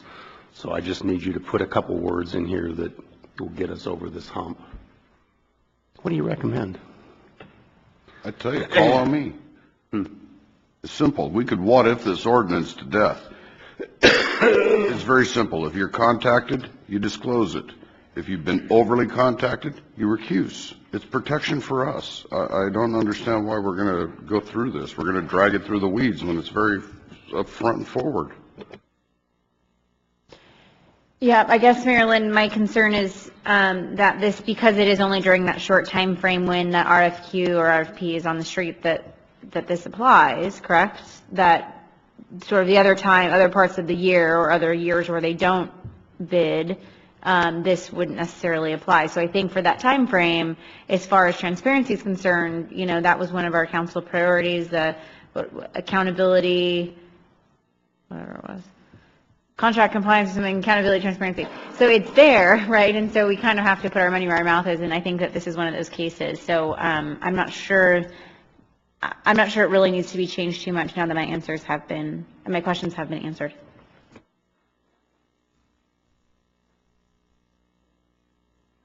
Well, wouldn't be the first time I lost a vote, but it would certainly make my life a lot more difficult, and I would hope you would want to make my life as easy as possible. Councilmember Lingle. Unless you can suggest some wording that would help you, I'm ready to make a motion. Well, I was kind of hoping the staff would suggest a wording. Well, I can give you options, and I'll let you select the wording. But the option can be, you've got one option that's before you. Another option would say that there's no contact to discuss the item, that there can be no discussions of business that's involving the bid, request for proposal, or request for qualifications. If you wanted to, but that's your option to choose. If you want to say, rather than no contact, that you have no discussion of the item, that would be, it sounds to me to be the alternative you're looking for. Again, I think it's a little more opaque, but that's an option for you to select. That wouldn't hit me right in the comfort zone. I would be totally in favor of that, because I won't talk to them about any contract that's ongoing with the city, and everybody understands that. It's just that the other side of it isn't going to be practical and workable. If that's the direction that the council wanted to go, then my suggestion would be that we put some language similar to what the city administrator said in the definition of the word communication. So the communication is communication related to the RFQ, RFP, or bid. The bottom of page 1 of the ordinance, which is the definition communication. So just to clarify, you believe we can accomplish that just by a change within the definition, and the rest, Correct. the balance of the language could remain intact? Correct. Thank you. Works for me. I'll move that. I move what he said. I'll second it. Okay. Sorry to be so difficult. Mayor, I do have one additional question. Absolutely. This language, it's, in the staff report, it said it was essentially memorializing something that we already do. It's, I may let Mr. Ambler speak to this, because it's less formal than this, but there's language in some of the RFPs that are issued through purchasing that discuss this type of situation. So Ray Ambler, purchasing manager, and we have a paragraph that we use in bids when there's especially aggressive salesmen or bidders that want to, first of all, they're impatient with the bidding process for government, and they want to have firsthand face-to-face contact with the end user, and they want to get as much marketing advantage as they can by developing a relationship, and that's just not the way government bids are put together, by developing relationships at that point in the process.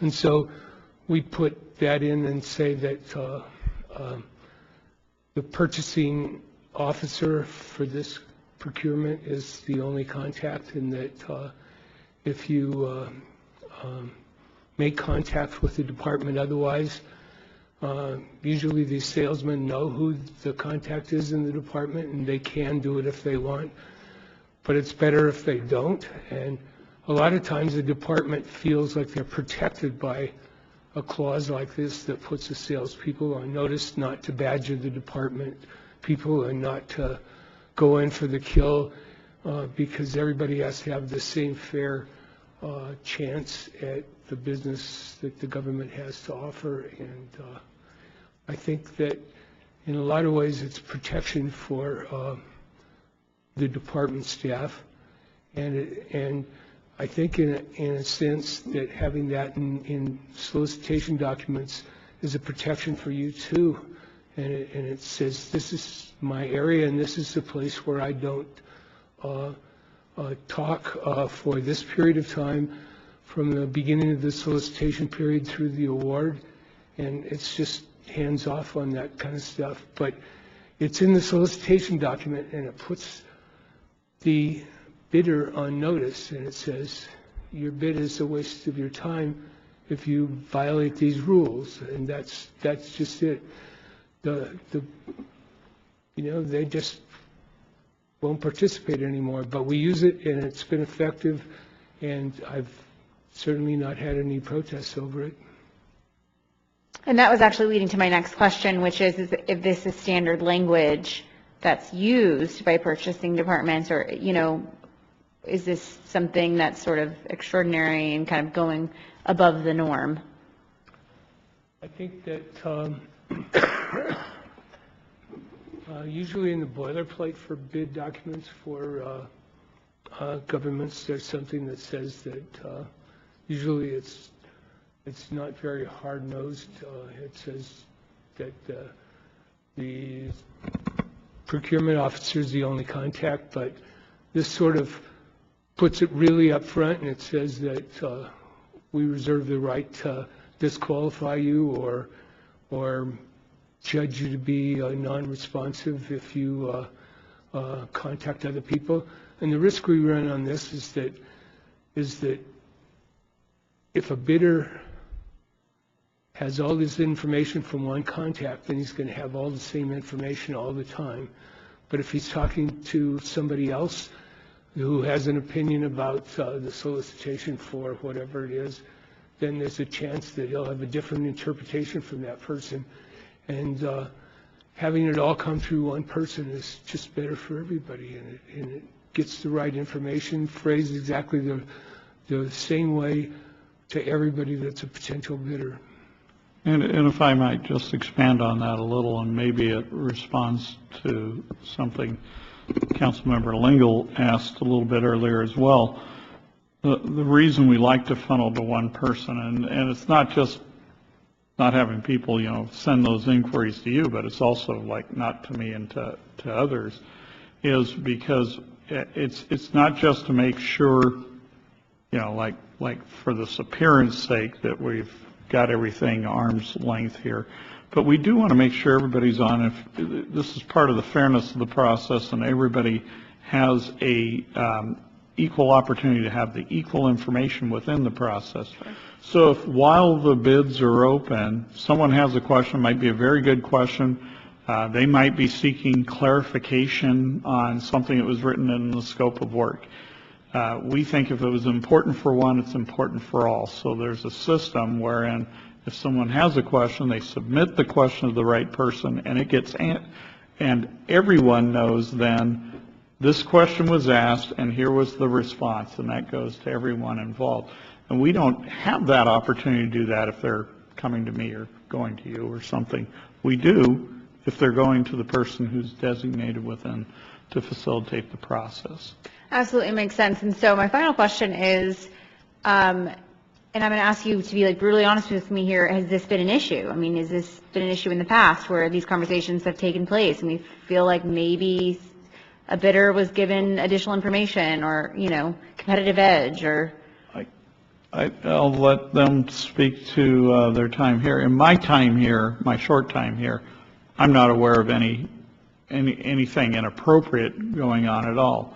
I would say in other jurisdictions I've encountered where policing was in order and worthwhile, but I don't know if you've got different experiences. I'll leave it up to Mr. Ambler too, because I am too not aware of any situation, but I'm not as close to the procurement process as he is. So, I'm not aware of any issue that's happened with respect to council members. I've not heard anything at all through the 17 years I've been here. But I have heard it with other city employees. The aggressive salespeople and aggressive bidders have come into town and they wanted to buy the whole department a barbecue and all sorts of things, and almost invariably they come to me and they say, what do I have to say to this guy and what can I do? And I think something like this and the clauses that I use in bids when it's a problem and this thing sets a boundary and let's helps them to say no, helps them to say this is not the thing I should be doing. I guess, and now that you've mentioned that particular approach, I should say I've had 2 of those phone calls since I've been here, and I'm used to getting dozens of them, where they call you up and they say, hey, we've got a free gift for you, and we just need to verify your address. They try to do it real slick as though it's not like even asking you, would you like to receive it? It's like, I just need to verify your address or whatever. I said, don't send me anything, and hang up. And so that's happened at least twice, and I'm sure it goes on with other folks. And those are all parts of things that we're trying to insulate against. Any other questions? I got a motion in a second. I just want to see if anybody else got a question. Seeing none, can we vote, please?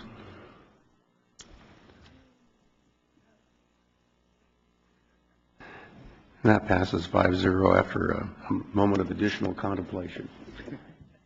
No problem. That was Dwayne's. Okay, now we'll move to item number 8, adoption of resolution 592314, requesting the judges of the Superior Court of the County of Santa Barbara to reform the civil grand jury. Teresa? It's nice to see you want to take on something easy. Thank you, Mr. Mayor, Council. Staff recommends the adoption of Resolution 5923 requesting the judges of the Superior Court of the County of Santa Barbara to reform the civil grand jury. and authorize the mayor to forward the resolution to the mayors of Santa Maria, Buellton, Solvang, and Guadalupe, the Santa Barbara County Board of Supervisors, the Superior Court's executive officer, and the jury commissioner, or provide alternate direction. During its meeting of March 6th, the Economic Development Committee unanimously approved forwarding this resolution to your consideration and requesting that this reformation resolution be adopted. Positive impacts of implementing the requests are included in the staff report, and they include proportionate representation for the region, greater opportunity for the views of our community to be represented to the grand jury. The grand jury has addressed economic development issues that impact Lompoc in the past, and those are outlined. Moving the grand jury's meetings to the center of the county would create easier access and citizen participation in the jury. And if the grand jury were to have office hours or have an office here in Lompoc, that would also have a positive economic impact. So with that in mind, that is why we brought this item to you for consideration, and members of the committee are here to also speak in support. I'd invite the committee members next.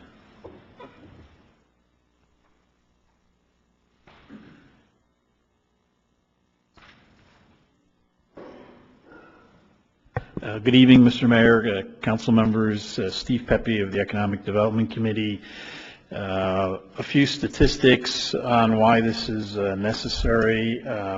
In the 2012-13 grand jury, of which is composed of 19 members, there were none from the city of Santa Maria, 1 from Santa Ynez, and 4 from Lompoc. So from the 3rd, 4th, and 5th districts, you had 5 members of the grand jury. And then the other members came, 1 from Goleta, 11 from Santa Barbara, and 1 from Montecito. So you had 13 from the 1st and 2nd districts.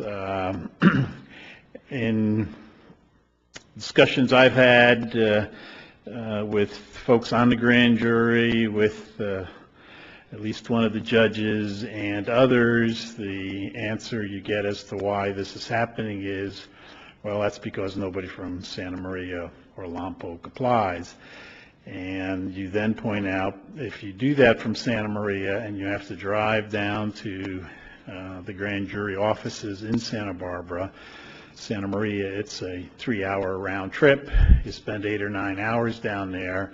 That's a real disincentive to do it. From Lompoc, you're looking at a 2-hour drive. Santa Ynez, you're looking at 2, maybe an hour and 3/4.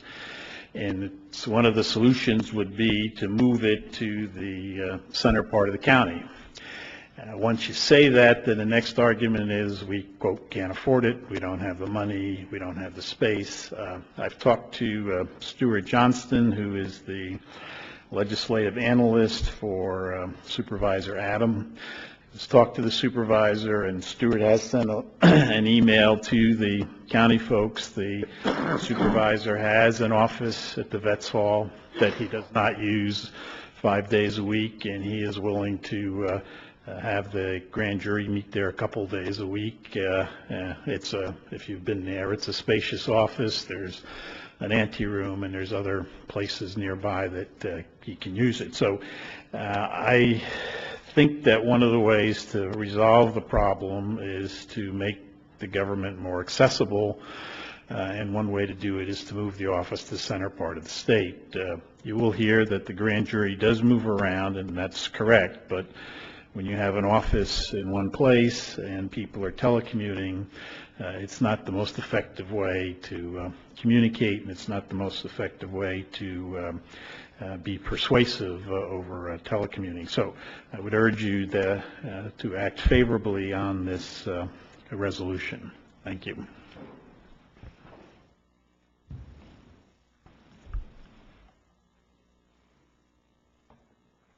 Council members, Mayor, City Administration. Part of that burnout comment earlier, this is why I'm still here. It's to support my fellow committee member who helped draft this and bring this to our attention, in that it is very important that we get a more proportionate, balanced grand jury, better representation for our community, given the number of issues that have come before it in the last 2 years. And by taking action despite the fact that their deadline has already been closed, we need to take action now in order to make the change happen before the next appointments happen. So I ask that you support this and move this forward. Thank you.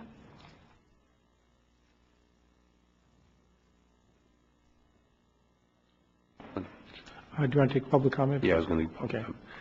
Okay, I'd like to open this item for public comment. Who would like to talk to us? Thank you for staying and staying and staying. Hello, I'm Mel Kimming, and I'm a Lompoc resident, and I also served 2 terms on the county grand jury. It's not simply a case, I'm all for having more representation, whether it be North County or South County for the grand jury, but it's simply not a case of having it centralized. As you know, the work of the grand jury is done in secrecy. It's not open to the public. The work is strictly done by grand jury members. And the majority of the work of the grand jury is done in committees. And we have a secure office at the courthouse in Santa Barbara, which only the grand jury members are allowed to use. If anybody ever comes in there, they must be outside the grand jury. They must be escorted to do whatever they need to do in there and then leave. It goes to the point that each week a grand jury member actually cleans the office. We don't have any Santa Barbara County maintenance people do anything of that nature. It's done by the grand jury. Centralizing it, the point is that the largest city in the county is closer to San Luis than it is to Santa Barbara. That's just the logistic problem of the whole matter.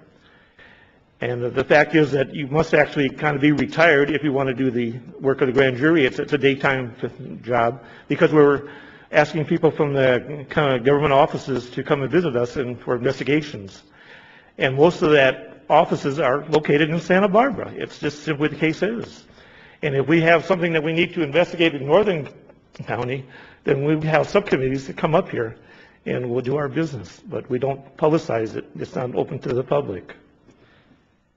And I guess that's all I have to say, but I don't think this is, I guess the main point I was going to make is if we're asking the judges, the superior judges to change the procedures as to how it's selected, I'm confused by that. As far as I understand, the selections of any county grand jury in a state is established by state legislature as statute. And if we're going to want to change that, you're going to have to change the statutes. Thank you. Sir, before you leave, your name is Mel? Yes. How long you say this is your second term? Are you currently serving? I served 2 terms on it. Last term was the 2012-2013 jury. Okay. Didn't the grand jury at one time rotate around? We actually, what we've done in the last 2 terms is we'll visit each city in the county for a grand jury meeting of all 19 members. And we usually talk to the city manager of those cities to find out what's happening in those cities. So we make all 8 or 7 stops in each city in the county. Okay, so that's just during, you do a road show then? Yeah, okay, but it's not during you don't actually do your discussions, investigations? No. Rotating around? The majority of that work, all that work is really done in committee work. Okay, thank you. Real quick, I have a quick question. Certainly. How do they select you? What is you of course fill out an application, and then they'll have the applications, and you'll go in for an interview with the current judge, presiding judge, the foreman, and the corporate people, and you have an interview, and they'll decide if you're qualified or not. And if they get enough candidates, they'll choose up to 30 people to be selected, and then they'll come down here in June, down in Santa Barbara Courthouse, and they put the names in a rotating wheel, and you get selected that way. A lottery. It's as established by the statute. That's how the statute reads. Yeah.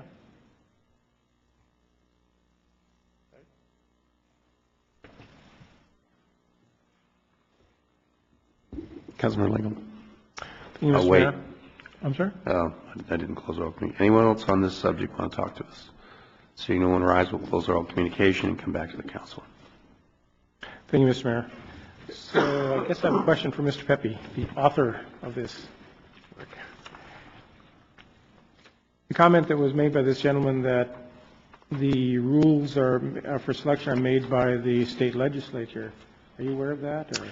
Yes, there's a disconnect between what the statute says and what the grand jury selection does. The statute says it's 998 of the penal code. The penal code covers both criminal and civil grand jurors, and it says that except for cities of the first class, and that is defined as a city of 4 million or more, basically the city of Los Angeles and perhaps San Diego, I mean counties of 4 million or more, so that's surely Los Angeles and perhaps San Diego, that the selection shall be by the representation in either the ward, judicial district, or supervisorial district. So that is what would be referred to as selection by district. For cities of the first, counties of the first class, you can do it at large, and the system that you had described is an at-large selection.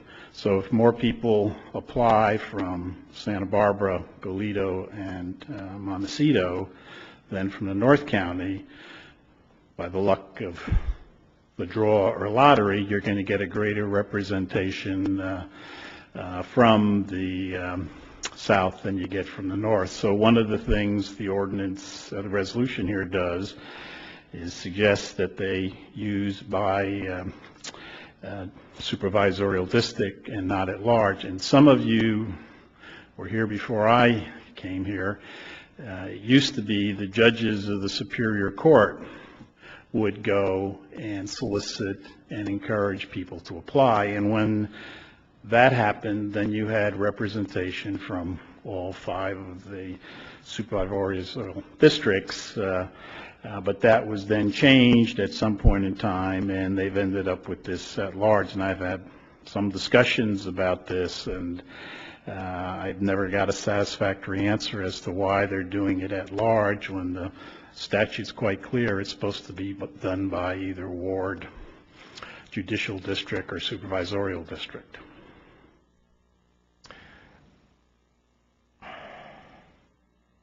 So is there anything, based on what you've heard tonight, or is there anything you suggest that we change, or you still feel that this is an appropriate resolution to approve and submit? Well, I think it's a resolution, and the purpose, I see it, is to start the discussion. If the Superior Court judges or the Board of Supervisors want to have a discussion, there is clearly an imbalance. And the imbalance, when you talk to the jury commissioners and the judges, they all agree there's an imbalance. They don't like it, but nobody seems to figure out a way to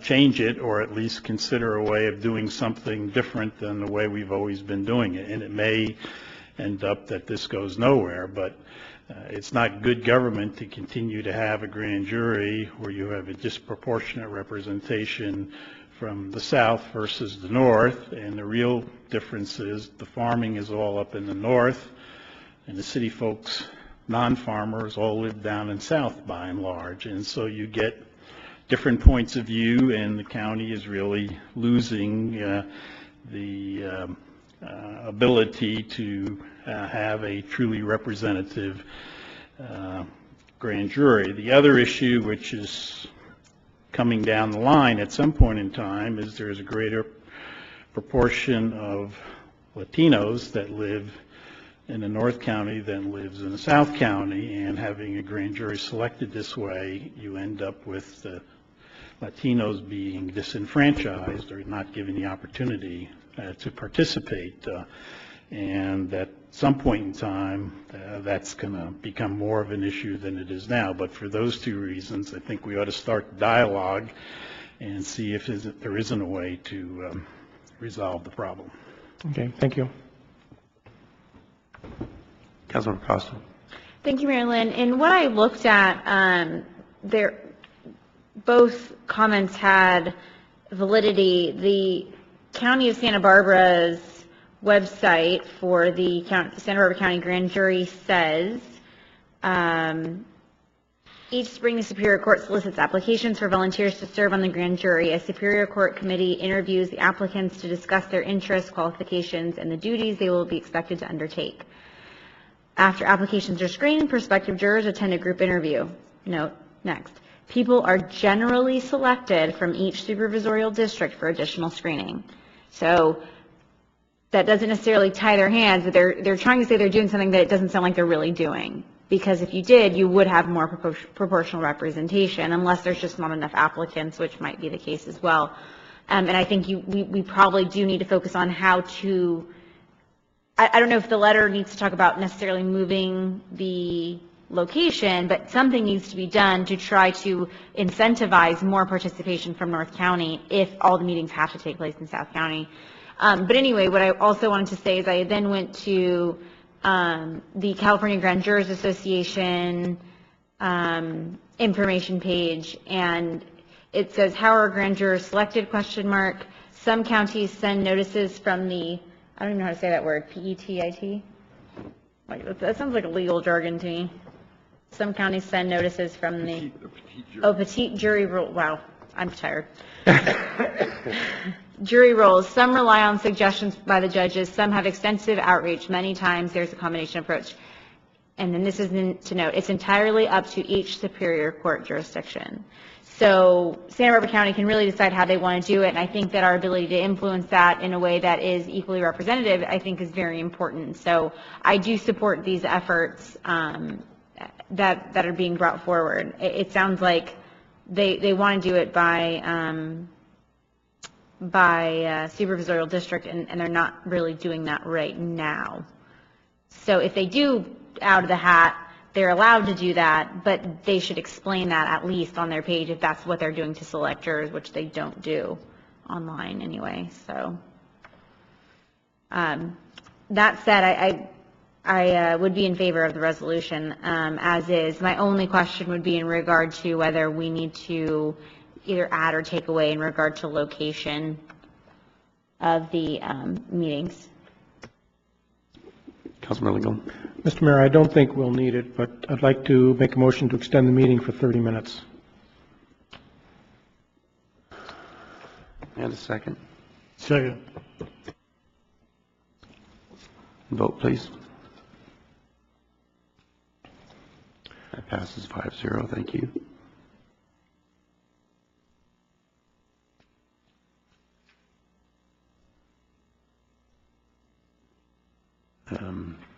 Your light's still on. You next. I understand with Councilmember Costa's talking about the location, but I would like to see us leave that in there, so I'd like to make a motion. And the motion is to accept staff recommendations as is. Second. I'll second, because I think along with it, you're going to go look at it. There may be some changes or may not, but at least they're going to start talking about how they can make.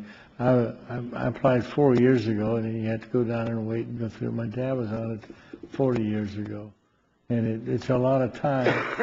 If you're up north in Santa Barbara County, it takes a lot of time going down it, so that you've got to be able to sell to people that apply. Did they pick your name out of the fishbowl? Yeah. All right. I didn't get picked. No. You made the bowl, but that was it, huh? I made the bowl, but All right. Is there any other discussion on this item? Seeing none, could we vote, please? And that passes 5-0. Thank you. Okay. Tonight, I have to do one thing before we do anything else, since I successfully failed to do it last time.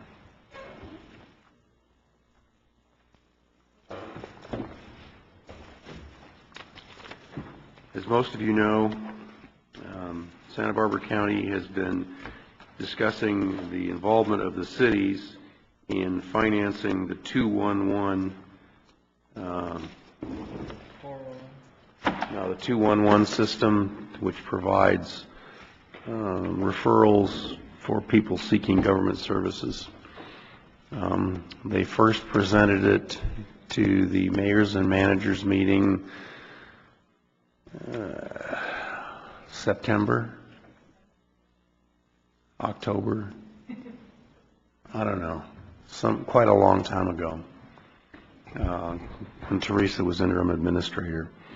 And it was at the mayors and managers meeting, which at that particular time was held at the Santa Maria Airport.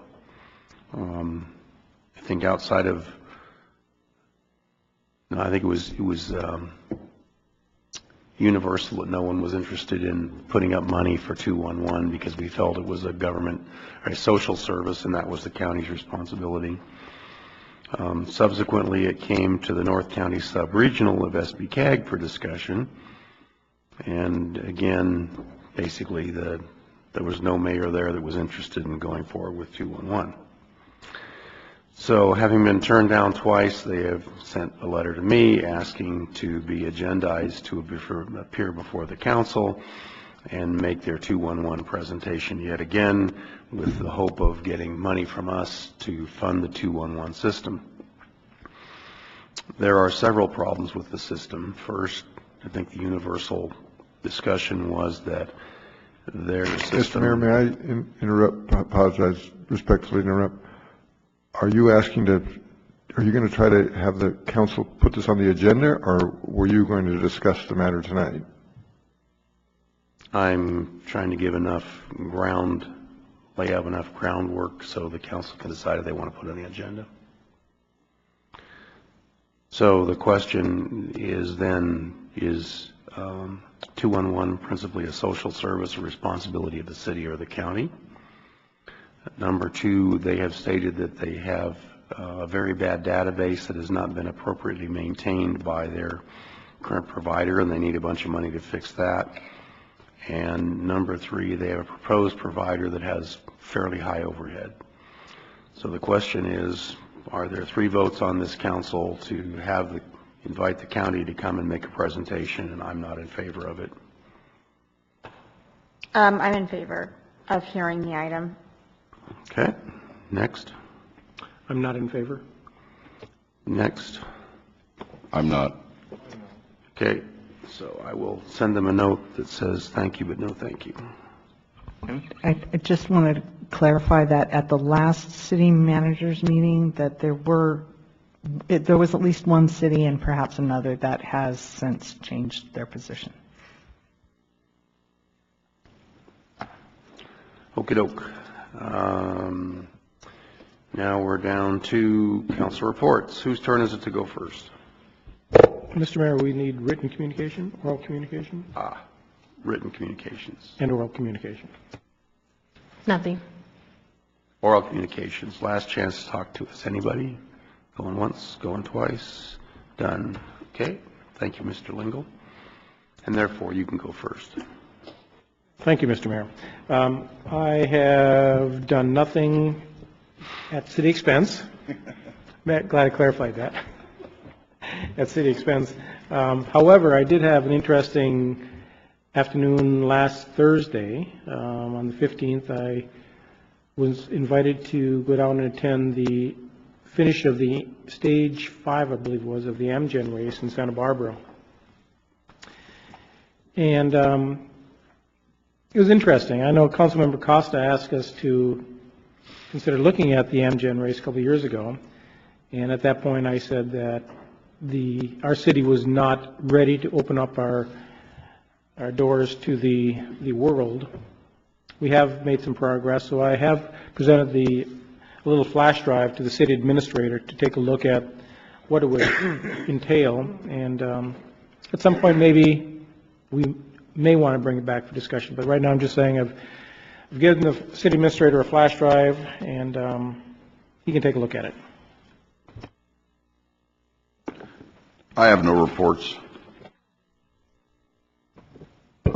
Well, I went to the Amgen tour also, and then the Centurion. We kind of forgot about that one. We had a big crowd for that. It turned out real well. A lot of compliments on it. Amgen was very interesting. It's something that we probably aren't ready for right away. We wouldn't do the end anyway. We'd probably do the kickoff in the morning like Pismo.